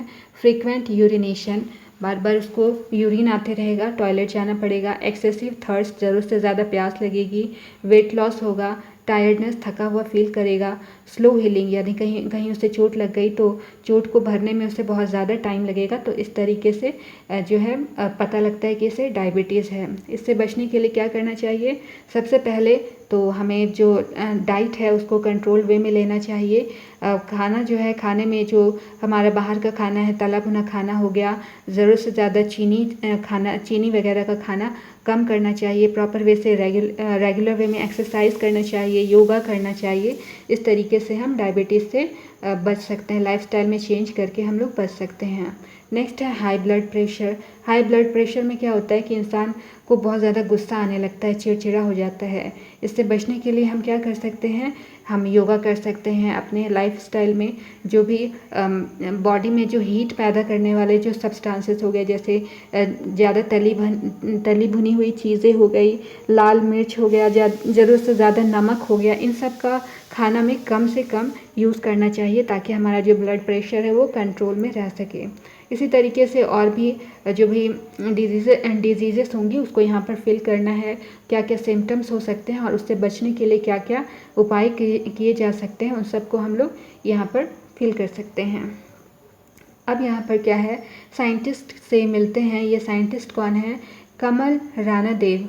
ये हैं was a pioneering biochemical researcher. ये एक बायोकेमिकल रिसर्चर थी। She studied how hormones and certain viruses are linked to cancer, helping improvement its treatment and prevention. तो ये इन्होंने इस बात पर स्टडी की थी कि किस तरीके से हार्मोन्स और कुछ सर्टेन वायरस मिल करके कैसे आखिर ये लोग कैंसर से रिलेटेड है। कुछ हार्मोन्स और कुछ वायरस जो है वो कैंसर को अफेक्ट करते हैं, और मतलब अपना इससे कुछ ये जो हार्मोन्स हैं, कुछ हार्मोन्स और कुछ वायरस ऐसे भी हैं जिसके की हेल्प से हम इनका ट्रीटमेंट कर सकते हैं, इनसे बचा जा सकता है। Her work also showed how tobacco, diet and pollution can raise the risk of cancer, highlighting the importance of a healthy lifestyle. तो उन्होंने जो काम किया कि उनके काम से ये पता चला कि किस तरीके से जो तंबाकू खाते हैं लोग, अपना जो डाइट हो गया, जो पॉल्यूशन हो गया, और इसकी वजह से जो कैंसर है, कैंसर का खतरा बहुत ज़्यादा बढ़ रहा है। और इन्होंने ये भी बताया कि मतलब हमारा जो लाइफस्टाइल है उसको हेल्दी अगर हम रखें तो इन सब बीमारियों से हम दूर रह सकते हैं। How to prevent and control diseases, तो अब बीमारियां जो हैं वो हो रही हैं, तो उससे बचना कैसे चाहिए और कैसे बीमारियों को हम कंट्रोल कर सकते हैं वो हम देखने वाले हैं। You might have heard the phrase prevention is better than cure, तो आपने ये फ्रेज़ कहावत सुनी होगी कि बचाव जो है वो इलाज से ज़्यादा इम्पॉर्टेंट होता है। Prevention is better than cure, बाद में कोई बीमारी हो गई उसका इलाज करवाने से अच्छा है कि आप बचाव किया करें, पहले से ही रोकथाम किया करें। It is important to protect our cells from both communicable and non communicable diseases, तो अगर हम पहले से ही प्रिकॉशन लेकर के रखेंगे तो किसी तरह का कम्युनिकेबल और नॉन कम्युनिकेबल डिजीज़ेस होने के चांसेस नहीं होंगे। अब यहाँ पर एक्टिविटी है, लेट अस रीड। इसमें क्या लिखा है, Orissa community lead sanitation campaign, तो यहाँ पर एक कम्युनिटी थी जिसने कि यहाँ पर सैनिटेशन कैंपेन चलाया था। लिखा है in Bhadrak district Orissa a community sanitation campaign helped more people build and use toilets, तो यहाँ पर भाद्रक डिस्ट्रिक्ट जो कि उड़ीसा में पड़ता है, यहाँ पर कुछ लोगों ने कम्युनिटी बनाई थी। यहाँ पर ये कम्युनिटी सैनिटेशन के लिए सैनिटेशन कैंपेन चला रही थी, और इस कैंपेन की वजह से ये जो कैंपेन है बहुत सारे लोगों को हेल्प किया ताकि जो उनके घर में आसपास में टॉयलेट बना सके, टॉयलेट जो है वो बनाएं। This reduces open defecation significantly and improved child health with fewer cases of diarrhoea and infection, तो जब घर घर में टॉयलेट अगर बनेगा तो इसकी वजह से ओपन वे में जो लोग टॉयलेट यूज़ करने के लिए जाते हैं, टॉयलेट के लिए जाते हैं, वो कम ओपन में नहीं यूज़ करेंगे, ओपन में नहीं जाएंगे, तो इस वजह से चाइल्ड का जो हेल्थ है वो इम्प्रूव होगा, डायरिया के केसेस कम होंगे और इन्फेक्शन के केसेस भी कम होंगे। What do you infer from this case study, तो ये जो केस स्टडी थी इससे आपने क्या समझा, क्या पता लगाया, क्या समझे आप। Simple steps like good sanitation can greatly reduce the spread of communicable diseases, तो अगर अच्छा तरीके से सैनिटेशन रखा जाए, सैनिटेशन मेंटेन किया जाए तो कम्युनिकेबल डिजीज़ को फैलने से रोका जा सकता है। Find about such community campaigns held in your location, तो आपके लोकेशन में आप जहाँ रहते हैं वहाँ इस तरह का कोई और कम्युनिटी कैंपेन चलाया गया था या नहीं, इसके बारे में जानकारी इकट्ठा करनी है। Share in your classes and discuss with your peers about the impact of such initiatives, तो यहाँ पर जो भी आपके क्लास में या आपके आसपास में आपके जो साथी हैं उनसे बात करना है किस तरीके से ये जो इनिशिएटिव लिया गया था उसका क्या प्रभाव पड़ा, क्या इम्पैक्ट पड़ा, उसके बारे में डिस्कस करना है। Ability of the body to fight diseases, तो जो डिजीज़ेस होते हैं उनसे फाइट करने की एबिलिटी हमारी बॉडी में होती है, तो कैसे होती है, क्या होता है, इसके बारे में जानने वाले हैं। You would have notice that some people get sick more frequently than others although living in a similar environment, तो यहाँ पर मान लिया कि कोई दो लोग हैं वो सेम इन्वायरमेंट में रह रहे हैं, तो उसमें से क्या होता है, कुछ लोग जो हैं, एक बंदा जो है, एक इंसान जो है वो बहुत जल्दी बीमार पड़ जाता है, जबकि दूसरा जो है वो बीमार नहीं पड़ता है। डू यू नो वाई, ऐसा क्यों होता है। The natural ability of our body to fight diseases is known as immunity, तो हमारी बॉडी की एक नेचुरल एबिलिटी होती है जिससे कि वो जो भी बीमारियां हैं उससे लड़ता है, और इस एबिलिटी को उसकी इम्यूनिटी कहते हैं। Our body has a special system called the immune system that helps fight against diseases, तो हमारी बॉडी में एक स्पेशल सिस्टम होता है जिसे कि हम इम्यून सिस्टम कहते हैं, और ये इम्यून सिस्टम हमारी बॉडी का बीमारियों से लड़ने में हमारी हेल्प करता है। You might have taken some drops of injections in your childhood to protect yourself from certain diseases such as polio, measles, tetanus and hepatitis। तो यहाँ पर आपने कुछ ड्रॉप्स लिए होंगे बचपन में, या फिर इंजेक्शन लिया होगा। आप अपने बचपन में कोई ना कोई इंजेक्शन आपको पड़ा होगा ताकि आपको कुछ बीमारियाँ ना हो, को सर्टेन टाइप के डिजीज़ेस से प्रोटेक्ट करने के लिए ये इंजेक्शंस और ड्रॉप्स आपको दिए जाते हैं। वो डिजीज़ेस क्या हैं? Polio, measles, tetanus, hepatitis. इससे बचने के लिए टीके या फिर इंजेक्शंस दिए जाते हैं। These are vaccines that help prevent serious infections caused by viruses and bacteria। तो ये जो इंजेक्शंस या फिर ड्रॉप्स थे, इसको वैक्सीन कहा जाता है। और ये जो वैक्सीन होते हैं, किसी भी तरह का सीरियस इन्फेक्शन, जो भी वायरस और बैक्टीरिया की वजह से कोई भी सीरियस इन्फेक्शन ना हो, इससे बचने के लिए ये वैक्सीन्स लगाई जाती है। A vaccine helps our body fight certain diseases by training the immune system to recognize and attack harmful germs, providing what is known as acquired immunity protection developed after exposure to a pathogen or a vaccine।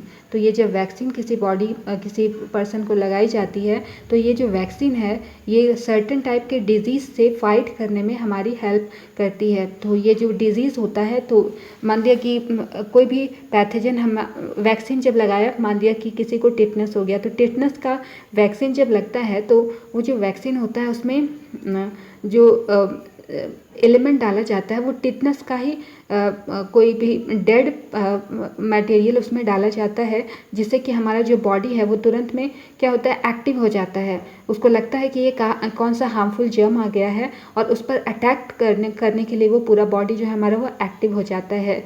लेकिन वो जो है वो dead cell रहता है, तो हमारी body जो है बॉडी को नुकसान नहीं कर पाता है, लेकिन हमारी जो बॉडी है अटैक मोड के लिए वो तैयार हो जाती है। उसे पता चलता है कि इस तरीके का भी पैथोजन है जिससे हमें लड़ना होता है। तो यहाँ पर ये जो है वैक्सीन इस तरीके का जो हमारा सिस्टम है, बॉडी का सिस्टम एक्वायर करता है। बॉडी सिस्टम जब वर्क करता है तो इसे हम एक्वायर्ड इम्यूनिटी कहते हैं। ये जो एक्वायर्ड इम्यूनिटी है वो हमारा कोई भी वैक्सीन इस तरीके का जो पैथोजन अगर हमारे बॉडी में एंटर कर गया है, तो मान लो कि फिर से कोई भी हमने वैक्सीन लगा ली है और उसके बाद में ऐसा ही सेम टाइप का पैथोजन अगर हमारे बॉडी में एंटर करेगा, तो ये एक्वायर्ड इम्यूनिटी जो है हम ऑलरेडी इम्यूनिटी हमने गेन कर ली होती है वैक्सीन लगाने से, और गलती से फिर से वो बीमारी हमें हुई तो हम उससे बच सकते हैं। Vaccines can be made in different ways. तो वैक्सीन बहुत अलग अलग तरीके से बनाई जा रही है। फ्रॉम वीकेंड और डेड पैथोजेंस।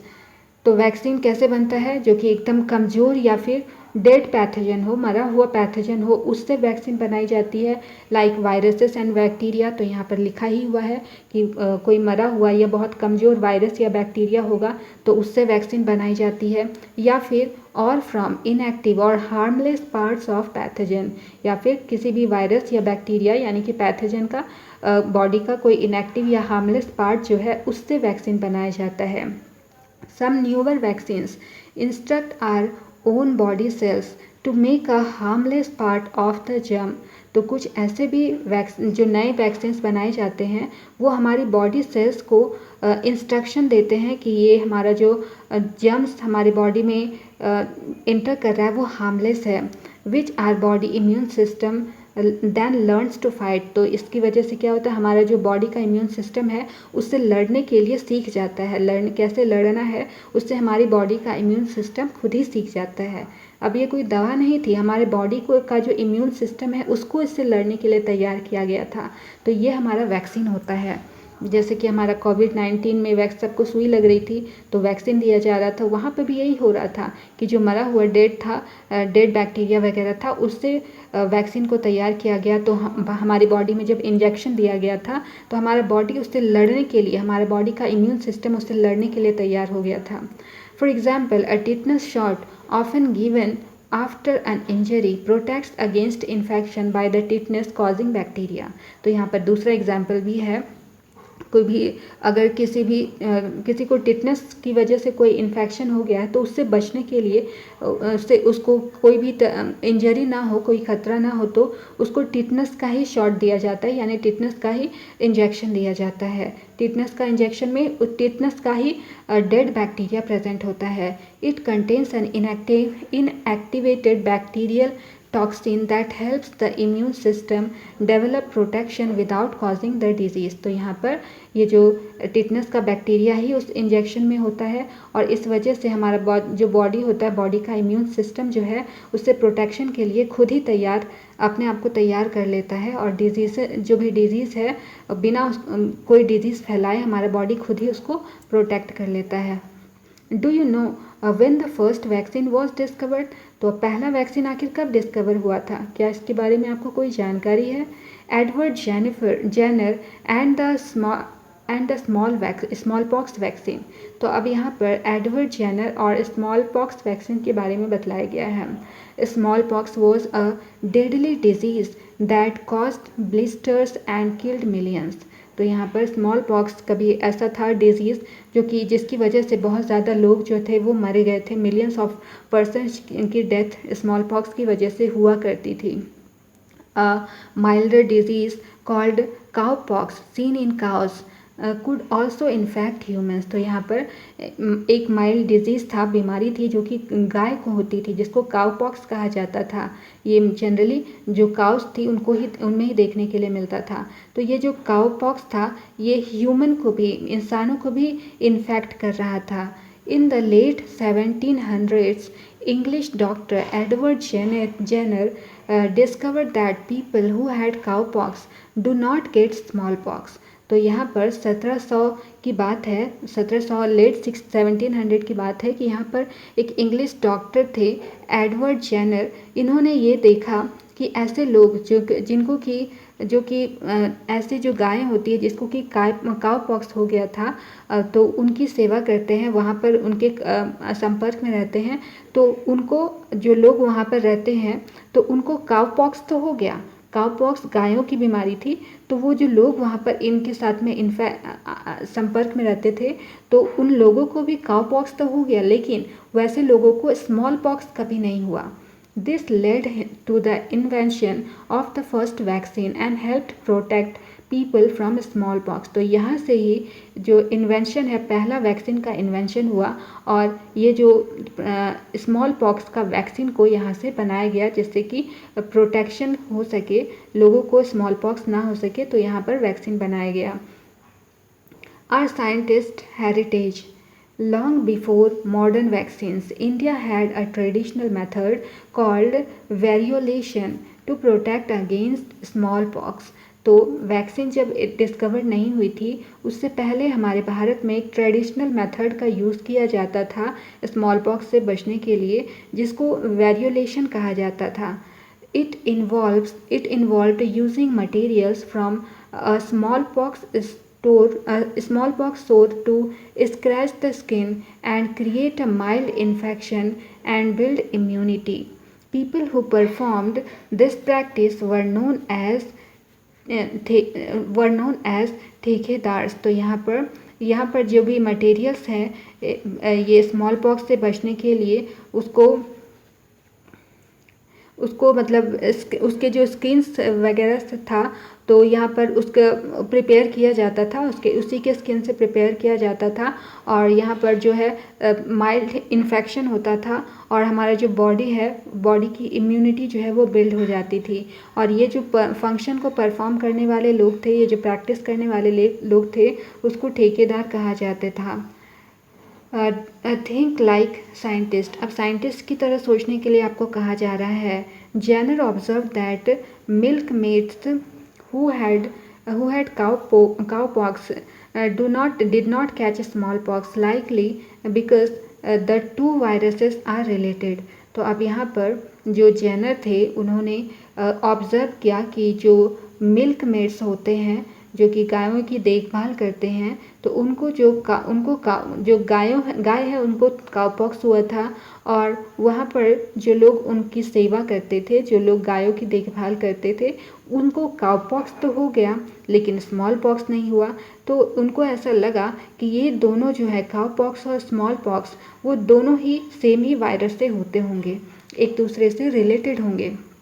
हाइपोथेसिस उन्होंने क्या निकाला, कंटेंट द पस of the cowpox blisters protected people from the smallpox. तो यहाँ पर उन्होंने क्या किया कि जो काउपॉक्स था, काउपॉक्स जब उसको हो गया तो बॉडी पर इसमें थोड़ा थोड़ा उसमें जो है छाले जैसे पड़ जाते होंगे, तो उससे पस आता होगा। तो उस पस को उन्होंने निकाला और पस को जिस पर्सन को स्मॉल पॉक्स हो गया था उसको उसमें इंजेक्ट किया गया। तो ये एक्सपेरिमेंट उन्होंने किया तो क्या हो गया, he tested this by injecting cowpox sap into a boy who later showed no illness when exposed to smallpox. तो यहाँ पर जैसे ही इंजेक्शन उन्होंने इस बच्चे को मतलब एक पर्सन को लगाया, तो उन्होंने देखा, एक्सपेरिमेंट करने के बाद पता चला कि उसको किसी तरह का बीमारी नहीं हुआ। स्मॉल पॉक्स वाले एरिया में जाने के बाद में भी उसको स्मॉल पॉक्स फिर फर्दर कभी नहीं हुआ स्मॉल पॉक्स। तो रिजल्ट फाइनली क्या निकला, he found that people who were infected with cowpox sap were now resistant to smallpox. तो ऐसे पर्सन जो कि काउपॉक्स सैप से इन्फेक्टेड थे उनको स्मॉल पॉक्स कभी हुआ ही नहीं, ये रिजल्ट उन्होंने निकाला। तो एप्लीकेशन क्या हुआ लास्ट में, mass vaccination eventually helped eradicate small pox world wide. तो उसके बाद में इसी तरीके ये प्रोसेस का ही पूरे वर्ल्ड में यूज़ किया गया और स्मॉल पॉक्स जो है उससे, इस डिजीज़ से बचने का तरीका निकाला गया। तो इस तरीके से स्मॉल पॉक्स का जो वैक्सीन है वो प्रिपेयर किया गया। तो सबसे पहले ऑब्जर्व किया गया, ऑब्जर्वेशन के बाद हाइपोथेसिस निकाला गया, फिर एक्सपेरिमेंट किया गया, देन इसके बाद रिजल्ट आया और देन लास्ट में एप्लीकेशन हुआ। तो यहाँ पर जो भी वैक्सीन बनती है ऐसे ही थोड़ी बन जाती है, बहुत मेहनत करना होता है उसके लिए। आगे लिखा है, vaccines are one of the most effective ways to protect people of all ages from infants to the elderly against many serious diseases. तो वैक्सीन जो है बहुत ही ज़्यादा इफ़ेक्टिव तरीका होता है कि मतलब लोगों को बीमारियों से बचाने का। छोटे छोटे बच्चे भी होते हैं, बुज़ुर्ग लोग भी होते हैं, तो उनको कोई सीरियस डिजीज़ ना हो उससे बचाने के लिए वैक्सीन लगाई जाती है। They help prevent illness, reduce the spread of infection and save millions of lives every year. तो ये जो वैक्सीन जब लोगों को लगाई जाती है तो लोग बीमार नहीं होते हैं। अगर कोई इन्फेक्शन हो गया तो वो इन्फेक्शन फैलता नहीं है और बहुत सारे लोग जो है वो उनकी लाइफ जो है वो सिक्योर हो जाती है, बच जाती है। It is important to remember that vaccines are preventive, not curative. They can help minimize serious diseases before they happen, but do not treat them once someone is already sick. तो यहाँ पर ये जो वैक्सीन है इसके बारे में ये बताया गया है कि वैक्सीन जो है प्रिवेंट करने का काम करता है, बचाने का काम करता है। ये अगर किसी को बीमारी हो गई है तो उसका ट्रीटमेंट का काम नहीं करता है। ट्रीटमेंट से पहले, बीमारी से पहले इसको लगाया जाता है ताकि बचाव हो सके। तो ये जो है कोई भी सीरियस डिजीज़ अगर इंसान को होने वाला होता है तो उससे बचाने में, उस अगर सीरियस डिजीज़ होने वाला है उसको मिनिमाइज़ करने का काम करता है, लेकिन उसके ट्रीटमेंट का काम नहीं करता है। अगर कोई पर्सन ऑलरेडी बीमार है तो उसके ट्रीटमेंट का ये काम नहीं करता है। Some people may fear or doubt vaccines, but scientists and doctors carefully test them for safety. तो कुछ लोग ऐसे भी होते हैं, कुछ लोग जो हैं वो वैक्सीन पर डाउट करते हैं, लेकिन जो साइंटिस्ट और डॉक्टर्स हैं वो ये जो भी टेस्ट है उसको काफ़ी सेफ वे में और केयरफुल वे में उसको जो डॉक्टर्स हैं वो केयर करते हैं। Getting vaccinated not only protect you but also the people around you. तो अगर वैक्सीन आप लगाते हैं तो वैक्सीन जो है सिर्फ आपको ही प्रोटेक्ट नहीं करती है, बल्कि आपके आसपास के जो लोग हैं उनको भी प्रोटेक्ट करने का काम करती है। एवर हर्ड ऑफ, यहाँ पर क्या लिखा है, India's role in vaccination production. तो वैक्सीनेशन के प्रोडक्शन में इंडिया का क्या रोल है। India is one of the world's largest vaccine producer. तो यहाँ पर वैक्सीन के प्रोड्यूसर इंडिया जो है वैक्सीन के प्रोड्यूसर्स में से एक है। The manufacturers vaccines on a massive scale and supplies them to many countries. तो जो मैन्युफैक्चर होते हैं, वैक्सीन के जो मैन्युफैक्चरर्स होते हैं, वो वैक्सीन को काफ़ी मैसिव स्केल में मैन्युफैक्चर करते हैं और उसको डिफरेंट कंट्रीज़ में, बहुत सारी कंट्रीज़ में सप्लाई करते हैं। Indian vaccine companies played a key role during the COVID-19 pandemic and continue to support global health efforts. तो यहाँ पर इंडिया की जो वैक्सीन कंपनी है, जब इंडिया में कोविड-19 आया था तो वैक्सीन कंपनी ने काफ़ी यहाँ पर रोल प्ले किया था, की रोल प्ले किया था। तो इसकी वजह से ये जो पैंडमिक है, पैंडमिक को पूरे ग्लोब में हमारा जो है उसको हेल्थ के जो हेल्थ पर जो इफ़ेक्ट पड़ रहे थे उसको सेव करने में, हम हेल्थ को, ह्यूमन लाइफ को सेव करने में जो हमारी कंपनी है इसने काफ़ी रोल, अपना बहुत अच्छा रोल प्ले किया था। नेक्स्ट है बी ए साइंटिस्ट। यहाँ क्या लिखा है, महाराज कृष्ण भान was a well known Indian doctor and scientist. तो महाराज कृष्ण भान जो है ये बहुत ही अच्छे भारत के अच्छे डॉक्टर और साइंटिस्ट रहे हैं। As secretary of the department of biotechnology he helped promote science and innovation in India. तो ये जो थे बायोटेक्नोलॉजी डिपार्टमेंट के सेक्रेटरी थे और इन्होंने साइंस को प्रमोट किया और जो इंडिया के इनोवेशन को इन्होंने प्रमोट किया। ही played a key role in developing the rotavirus vaccine. तो इन्होंने जो रोटा वायरस वैक्सीन था उसके डेवलपमेंट में अपना की रोल प्ले किया है। और ये जो रोटा वायरस वैक्सीन था ये बच्चों को, छोटे बच्चे जो थे उनको डायरिया से बचाने का काम करता है। He believed in using research to create affordable health care and made a big difference in India's health and biotechnology sectors. तो इन्होंने काफ़ी रिसर्चेस की और जो हेल्थ केयर है उसको अफोर्डेबल बनाया और जो इंडिया की हेल्थ है, मतलब बायोटेक्नोलॉजी का जो सेक्टर है वहाँ पर इन्होंने अपना काफ़ी योगदान दिया। नाउ ट्रीटमेंट ऑफ डिजीजेस, इसमें क्या लिखा है, if our immune system fails to protect us against an infectious disease we fall ill and need to visit a doctor. तो अगर हमारा इम्यून सिस्टम किसी भी इन्फेक्शियस डिजीज़ से हमारी बॉडी को प्रोटेक्ट करने में हमारी हेल्प नहीं करता है तो हम क्या होते हैं कि हमें डॉक्टर्स को तुरंत ही विज़िट करना चाहिए। The doctor may give us medicines called antibiotics which kill the bacteria that might have caused the diseases. तो डॉक्टर्स क्या करेंगे, वो हमें एंटीबायोटिक्स दे सकते हैं जो कि हमारा जो बैक्टीरिया बॉडी में एंटर कर गया होता है उसको किल करने का काम करेगा और जिसकी वजह से वो डिजीज़ हुआ रहेगा वो बैक्टीरिया को वो किल करने का काम करेगा। Antibiotics work only against bacterial infections because they target parts of bacterial cells that are different from human or other animal cells।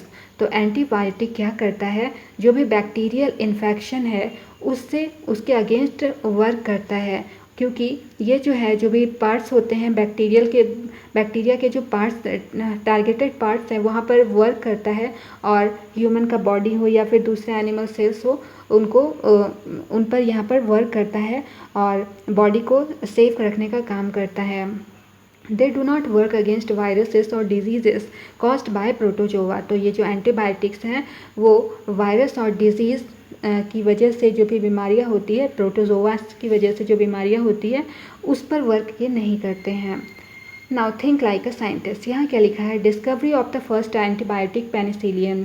तो यहाँ पर पहला एंटीबायोटिक पेनिसिलियम के डिस्कवरी के बारे में बताया गया है। Penicillin was discovered in 1928 by Alexander Fleming, a bacteriologist from London. तो पेनिसिलियन जो है ये 1928 में अलेक्जेंडर फ्लेमिंग के थ्रू डिस्कवर किया गया था। ये एक बैक्टीरियोलॉजिस्ट थे जो लंदन के रहने वाले थे। While studying harmful bacteria he notice that a mould on a discarded petri dish stopped the bacteria from growing। तो जब ये बैक्टीरिया के हार्मफुल इफ़ेक्ट के बारे में स्टडी कर रहे थे तो उन्होंने नोटिस किया कि जो मोल्ड थे, जो पेट्री डिश जो डिस्कार्ड की गई थी तो उस वहाँ पर जो मॉल्ड ग्रो कर गए थे, वहाँ पर बैक्टीरिया की जो ग्रोइंग थी वो वहाँ पर स्टॉप हो गई थी, रुक गई थी। He realised the moulds released a substance that killed the bacteria. तो उन्होंने ये रियलाइज़ किया कि जो मॉल्ड थे उन्होंने कुछ सब्सटेंस को रिलीज़ किया था जिसकी वजह से ये जो बैक्टीरिया थे वो मर गए। This chance discovered This chance discovery led to the discovery of penicillin, the first antibiotic used to treat bacterial infections। तो यहाँ से जो है पेनिसिलिन पहली जो डिस्कवरी हुई, पहली एंटीबायोटिक जो थी वो पेनिसिलिन की डिस्कवरी हुई, जिसका यूज़ बैक्टीरियल इन्फेक्शन को कम करने के लिए किया जाता था। Though antibiotics are effective in protecting us against bacterial infections and have saved millions of lives since their discovery, their indiscriminate and use has led to a decline in their effectiveness। तो ये जो antibiotics है ये effective तो होते हैं, मतलब जो भी बैक्टीरियल इन्फेक्शन हो गया उससे प्रोटेक्ट करने के लिए इफ़ेक्टिव तो हैं, लेकिन और इन्होंने काफ़ी, ये जो एंटीबायोटिक है बहुत सारी लाइफ्स को, मिलियंस ऑफ लाइफ्स को सेव भी किया है। यानी जब से इसकी डिस्कवरी हुई है तब से बहुत सारी लाइफ को ये एंटीबायोटिक ने सेव भी किया है। लेकिन अगर ज़रूरत से ज़्यादा इसको अगर यूज़ करेंगे तो ये जो है हमारा जो इसका जो इफ़ेक्टिवनेस है वो कम होने लगता है, डिक्लाइन, हमारा जो बॉडी का हेल्थ है वो उसको डिक्लाइन करने लगता है। Nowadays there are news headlines about antibiotic resistance, a phenomena where bacteria that were earlier killed by a given antibiotic are found to survive and multiply despite treatment with that antibiotic। तो यहाँ पर antibiotic के बारे में यहाँ पर बतला रहा है कि आज की डेट में बहुत सारे हेडलाइंस हमें देखने मिलते हैं एंटीबायोटिक रेजिस्टेंस के बारे में। तो ये एक फिनोमेना है जहाँ पर बैक्टीरिया जो है, जो पहले बैक्टीरिया जो मरे हुए होते हैं उन मरे हुए बैक्टीरिया को जो है यूज़ करके एंटीबायोटिक्स बनाए जाते हैं, और ताकि जो है मतलब एंटीबायोटिक का यूज़ हम लोग ट्रीटमेंट के लिए कर पाएँ। This makes common infections harder to treat and increase the risk of the complications and prolonged illness and even death। तो अगर इसका इस तरीके से ज़्यादा यूज़ किया गया तो जो इन्फेक्शन है बहुत ज़्यादा फैल सकता है, और जो कॉम्प्लिकेशंस है बॉडी में वो भी बढ़ जाता है बहुत ज़्यादा, और भी व्यक्ति बीमार हो सकता है और इवन मर भी सकता है ना। इसके बाद में हमारे पास में एक्टिविटी है लेट अस इन्फर। यहाँ क्या लिखा हुआ है, study the infographic given in figure 3.5b। तो 3.5b ये हमारा है, ये ए है, 3.5 ए है, और 3.5b के बारे में स्टडी करने के लिए कहा जा रहा है। नीचे होगा ये डायग्राम। अच्छा, इसके बारे में स्टडी करने के लिए कहा जा रहा है। How do you think the antibiotic resistance have been developed in bacterial pathogen. तो आखिर कैसे बैक्टीरियल पैथोजन में मतलब एंटीबायोटिक जो है वो कैसे वर्क करता है। What precautions may be taken to reduce antibiotic resistance. तो एंटीबायोटिक रेजिस्टेंस, एंटीबायोटिक्स लेने से पहले हमें क्या प्रिकॉशंस लेने चाहिए। To tackle the problem of antibiotic resistance we must use antibiotics wisely, only when prescribed by a doctor in the correct dose and for the right duration। तो यहाँ पर अगर एंटीबायोटिक की रेजिस्टेंस की वजह से कोई प्रॉब्लम हो गई है तो हमें एंटीबायोटिक्स को काफ़ी अच्छे से ध्यान से यूज़ करना चाहिए, और जब एंटीबायोटिक्स डॉक्टर्स प्रिस्क्राइब करे तो ही लेना चाहिए, जितने डोज में वो प्रिस्क्राइब करे तभी लेना चाहिए, जितने ड्यूरेशन तक, जितने टाइम तक खाने के लिए कहा जाए तब तक ही खाना चाहिए। Avoiding unnecessary use helps prevent the rise of resistant bacteria and keeps antibiotics effective for future generation। तो यहाँ पर अगर ज़रूरत से ज़्यादा अननेसेसरी वे में अगर यूज़ करेंगे आप इस तरीके के एंटीबायोटिक्स का, तो हमारा जो बॉडी का जो इम्यून सिस्टम है वो उस पर वर्क करना बंद कर देगा। Traditional medicine system like Ayurveda, Siddha and Unani have been used in India for many years to manage common health problems. तो यहाँ पर आज के डेट में हमारे पास में होम्योपैथ एलोपैथ तो अवेलेबल है, लेकिन इससे पहले ट्रेडिशन वे में जो मेडिसिन दी जाती थी वो आयुर्वेदा के थ्रू दी जाती थी, यूनानी मत पद्धति से ट्रीटमेंट किया जाता था उस टाइम पर। तो ये जो है ये भी हेल्थ प्रॉब्लम को रिड्यूस करने में हेल्प करती थी। They use natural substances like herbs, oils and minerals for managing illness and promoting recovery and focus on a healthy lifestyle and balanced diet।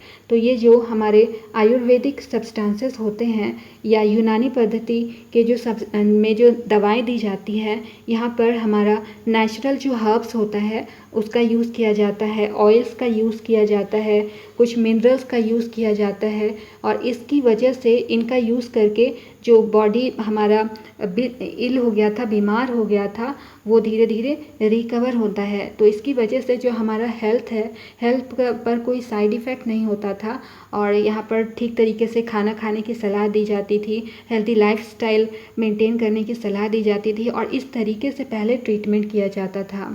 While these systems can help with some conditions and are useful for everyday well-being, they may not be effective for all diseases and all the stages। तो यहाँ पर ये जो system था ये कुछ conditions पर ही work करता था, जो मतलब बहुत सारे कुछ ऐसे भी डिजीज़ थे जहाँ पर कि ये सिस्टम वर्क नहीं कर पाता था। Therapies for non communicable diseases focus on managing symptoms and improving quality of life through medication, lifestyle changes and rehabilitation। तो यहाँ पर कुछ थेरेपीज़ जो है नॉन कम्युनिकेबल डिजीज़ के लिए कुछ थेरेपीज़ यूज़ की जाती थी, जहाँ पर उसके सिम्टम्स को ध्यान रखा जाता था, जो मेडिकेशन की क्वालिटी को इम्प्रूव किया जाता था। आज की डेट में भी मेडिटेशन करने के लिए लोगों को कहा जाता है, और यहाँ पर मेडिकेशन का मतलब दवा देना, जो दवा दी जाती थी आयुर्वेदिक वाली उसको इम्प्रूव किया जाता, इस तरीके से दी जाती थी कि उसकी क्वालिटीज़ को इम्प्रूव किया जाए, लाइफस्टाइल में लोगों की लाइफस्टाइल में चेंज करने के लिए कहा जाता था। Early diagnosis and continuous care are key to control the disease progression and prevent complications. तो अगर पहले डायग्नोस कर लिया जाए जो भी बीमारी है उसका समय से पहले पता लगा लिया जाए, और उसका प्रॉपर वे से कंटिन्यूस वे में उसका ध्यान रखा जाए और उस डिज़ीज़ को कंट्रोल करने का काम किया जाए, तो यहाँ पर आगे आने वाली कोई भी कॉम्प्लिकेशन है उससे बचा जा सकता है। तो यहाँ पर स्नैपशॉट्स हैं। इससे पहले ये वाला डायग्राम देख लेते हैं। इस डायग्राम में क्या कहा गया है, इस डायग्राम में बताया गया है how bacteria became resistant to antibiotics. तो यहाँ पर बैक्टीरिया किस तरीके से एंटीबायोटिक्स के लिए रेजिस्टेंट हो जाता है। अगर बार बार हम लोग एंटीबायोटिक्स का यूज़ करते रहेंगे तो एक टाइम होगा जब कि हमारा बॉडी उस पर रिएक्ट करना ही बंद कर देगा। इसीलिए कहा जाता है कि हमें जो एंटीबायोटिक्स है उसका ज़रूरत से ज़्यादा यूज़ नहीं करना चाहिए। जितने अमाउंट में डॉक्टर ने कहा हो, जब तक यूज़ करने के लिए कहा हो तभी तक इसका यूज़ हमें करना चाहिए। लिखा है few bacteria develop resistance to antibiotics.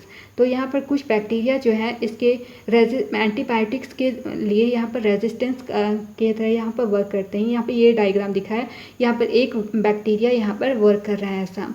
When antibiotics kill bacteria causing illness, they also kill good bacteria protecting the body from infection. तो जब एंटीबायोटिक्स का हम ज़रूरत से ज़्यादा यूज़ करते हैं तो जो जिस बैक्टीरिया की वजह से हम बीमार हुए हैं, तो ये एंटीबायोटिक्स उसको तो मारने का काम करते ही हैं, लेकिन जो हमारी बॉडी में अच्छे बैक्टीरियाज भी हैं जो हमारी बॉडी को इन्फेक्शन से बचाने का काम कर रहे होते हैं, उनको भी ये एंटीबायोटिक्स किल करने लगते हैं, मारने लगते हैं। The antibiotic resistance bacteria grow and take over. तो धीरे धीरे क्या होता है, जो एंटीबायोटिक्स से रेजिस्टेंट बैक्टीरिया होता है वो धीरे धीरे ग्रो करने लगते हैं और वो टेक ओवर कर लेते हैं।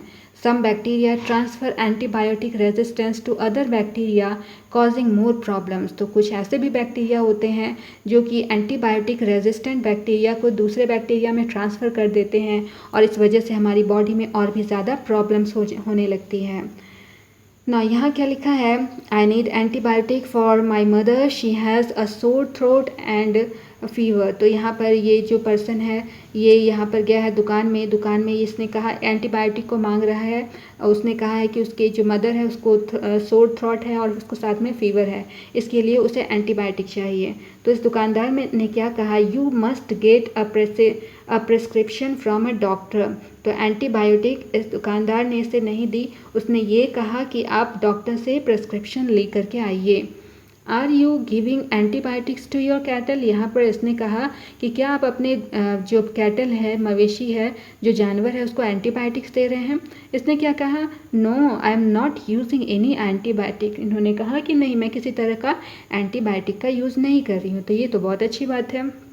ना यहाँ क्या लिखा है, no do not give antibiotic injection to your cattle. यानी इसने जो अपने जो जानवर है इसको एंटीबायोटिक का डोज देने के लिए, एंटीबायोटिक इंजेक्शन देने के लिए मना कर दिया। कहा कि इसको एंटीबायोटिक का इंजेक्शन नहीं देना है, it will develop antibiotic resistance. Otherwise अगर इसको इंजेक्शन दे दिए तो ये एंटीबायोटिक रेजिस्टेंस को डेवलप कर लेगा और इसकी वजह से क्या हो जाता है, हमने ऑलरेडी देखा कि बहुत सारे और भी प्रॉब्लम्स क्रिएट हो जाते हैं। इसीलिए ज़रूरत से ज़्यादा एंटीबायोटिक का हमें यूज़ नहीं करना चाहिए। आगे स्नैपशॉट्स में क्या लिखा है, यानी कि अब तक हमने इस चैप्टर में क्या पढ़ा वो यहाँ बतलाया गया है। Health means complete physical, mental and social wellbeing, not just the absence of disease. यानी कि हेल्थ का क्या मतलब होता है, हेल्थ का ये मतलब नहीं होता कि किसी को कोई बीमारी नहीं है तो वो हेल्दी हो गया। हेल्थ का मतलब होता है कि जो पर्सन है वो फिजिकली, मेंटली और सोशली फिट हो, तभी वो पर्सन हेल्दी कहलाता है। Next one is being happy helps us stay active and healthy, and good health also improves our mood. Health and happiness and are closely related. तो यहाँ पर कहा गया है कि खुश होने का मतलब है कि आप एक्टिव रहें, हेल्दी रहें और आपका जो हेल्थ है वो अच्छा हो, साथ में आपका जो मूड है, आपका जो दिमाग है, मूड होता है वो इम्प्रूव करता रहे। आपका जो हेल्थ है उसकी वजह से हैप्पीनेस आप फील करते हो। तो हेल्थ और हैप्पीनेस जो है ये एक दूसरे से रिलेटेड होते हैं। A disease affects the normal working of the body और माइंड। तो अगर किसी पर्सन को डिजीज़ हो गया है तो ये किसी पर्सन का बॉडी, नॉर्मल बॉडी और उसके माइंड को अफेक्ट करता है। नेक्स्ट वन है symptoms are what we feel, signs are what can be seen or measure. तो सिम्टम और साइन के बीच में यहाँ पर डिफरेंस बतलाया गया है कि सिम्टम क्या है कि वो चीज़ जिसे कि हम फील कर सकते हैं, यानी कि अगर हमें कहीं पर दर्द हो रहा है या हम थके हुए हैं तो हम उसको फील कर सकते हैं। अब ये नहीं बता सकते कि हमें 2 kg दर्द हो रहा है या 2 kg हम थक गए हैं, तो हम बस इसको मेज़र नहीं कर सकते, बस हम फील कर सकते हैं। तो इसको हम सिम्टम कहते हैं। वहीं साइन क्या होता है, साइन जिसको कि हम लोग मेज़र कर सकते हैं, यानी कि हमें अगर बुखार हो गया है तो हम क्या करेंगे, उसको मेज़र कर सकते हैं। थर्मोमीटर का यूज़ करके हमें पता लग सकता है कि कितना फीवर हमें है, तो जिसे हम मेज़र कर सके उसे हम साइन कहते हैं। नेक्स्ट है non communicable diseases like diabetes and heart diseases are caused by lifestyle and environmental factors, not germs. तो यहाँ पर जो नॉन कम्युनिकेबल डिजीजेस जैसे हार्ट डिजीज़ हो गया और ये सभी जो है ये किस वजह से होते हैं, ये लाइफस्टाइल और इन्वायरमेंटल फैक्टर्स की वजह से होते हैं, कि कोई जर्म की वजह से ये बीमारियां नहीं होती हैं। ये नॉन कम्युनिकेबल डिजीज़ हैं। They can often be prevented with healthy habits, lifestyle changes and regular exercise. तो इस तरह की जो बीमारियां हैं नॉन कम्युनिकेबल डिजीज़ हैं, इससे बचा जा सकता है। इससे हम प्रिवेंट कैसे कर सकते हैं, हेल्थी हैबिट्स को हम इनकलकेट करें, लाइफस्टाइल को चेंज करें और रेगुलर वे में अगर हम एक्सरसाइज करते हैं तो इस तरह की डिजीज़ से, नॉन कम्युनिकेबल डिजीज़ से हम बच सकते हैं। नेक्स्ट है infectious diseases are caused by pathogens like bacteria, viruses और वर्म्स। तो इन्फेक्शियस डिजीजेस कैसे होते हैं, पैथोजेंस जैसे कि बैक्टीरिया, वायरस या वर्म्स की वजह से होते हैं। नेक्स्ट है our immune system helps protect us from harmful pathogens. तो जितने भी हार्मफुल पैथोजेंस हैं उससे प्रोटेक्ट करने का काम हमारा इम्यून सिस्टम करता है। नेक्स्ट है vaccines train the immune system using dead, weakened or harmless parts of a germ to prevent diseases। तो वैक्सीन क्या करता है, हमारा इम्यून सिस्टम को ट्रेन करने का काम करता है। कैसे ट्रेन करता है, जो डेड और वीकेंड या फिर हार्मलेस पार्ट होता है जो बैक्टीरिया का, वही हमारी बॉडी में डाला जाता है और उसकी वजह से हमारा जो इम्यून सिस्टम है उससे लड़ने के लिए तैयार होता है, उसको ट्रेनिंग मिलता है और इस वजह से हम जो भी डिजीज़ है उससे प्रिवेंट हो जाते हैं। तो यहाँ पर इस तरीके से डमी बैक्टीरिया हमारी बॉडी में एंटर किया जाता है, तो इम्यून सिस्टम को पता होता है कि ये पैथोजन एंटर कर गया है, तो वो तैयार हो जाता है। और जब ओरिजिनल बैक्टीरिया एंटर करता है तो उससे ऑलरेडी उसको पता है कैसे फाइट करना है, तो हमारे डिजीज़ से हम प्रिवेंट हो जाते हैं। नेक्स्ट है diagnosis and treatment are important for managing and curing diseases. तो कोई भी अगर डिज़ीज़, किसी को बीमारी अगर हो जाती है तो उसका पता लगाने के लिए और उसका क्योर करने के लिए हम डायग्नोसिस किया जाता है। तो डायग्नोसिस का मतलब क्या हो गया कि कोई बीमारी है उसका पता लगाने के लिए डायग्नोसिस किया जाता है और लास्ट में उसका बीमारी का इलाज करने के लिए ट्रीटमेंट किया जाता है। तो यहाँ तक ये थी हमारी आज की क्लास। यदि कोई भी डाउट हो तो आप हमारे DU के कमेंट सेक्शन में अपना सवाल ज़रूर पूछें, मैं हर एक लर्नर को रिप्लाई देने की कोशिश करूँगी। Okay then, keep learning, keep growing only at DU। See you soon in the next class. Thank you, bye bye.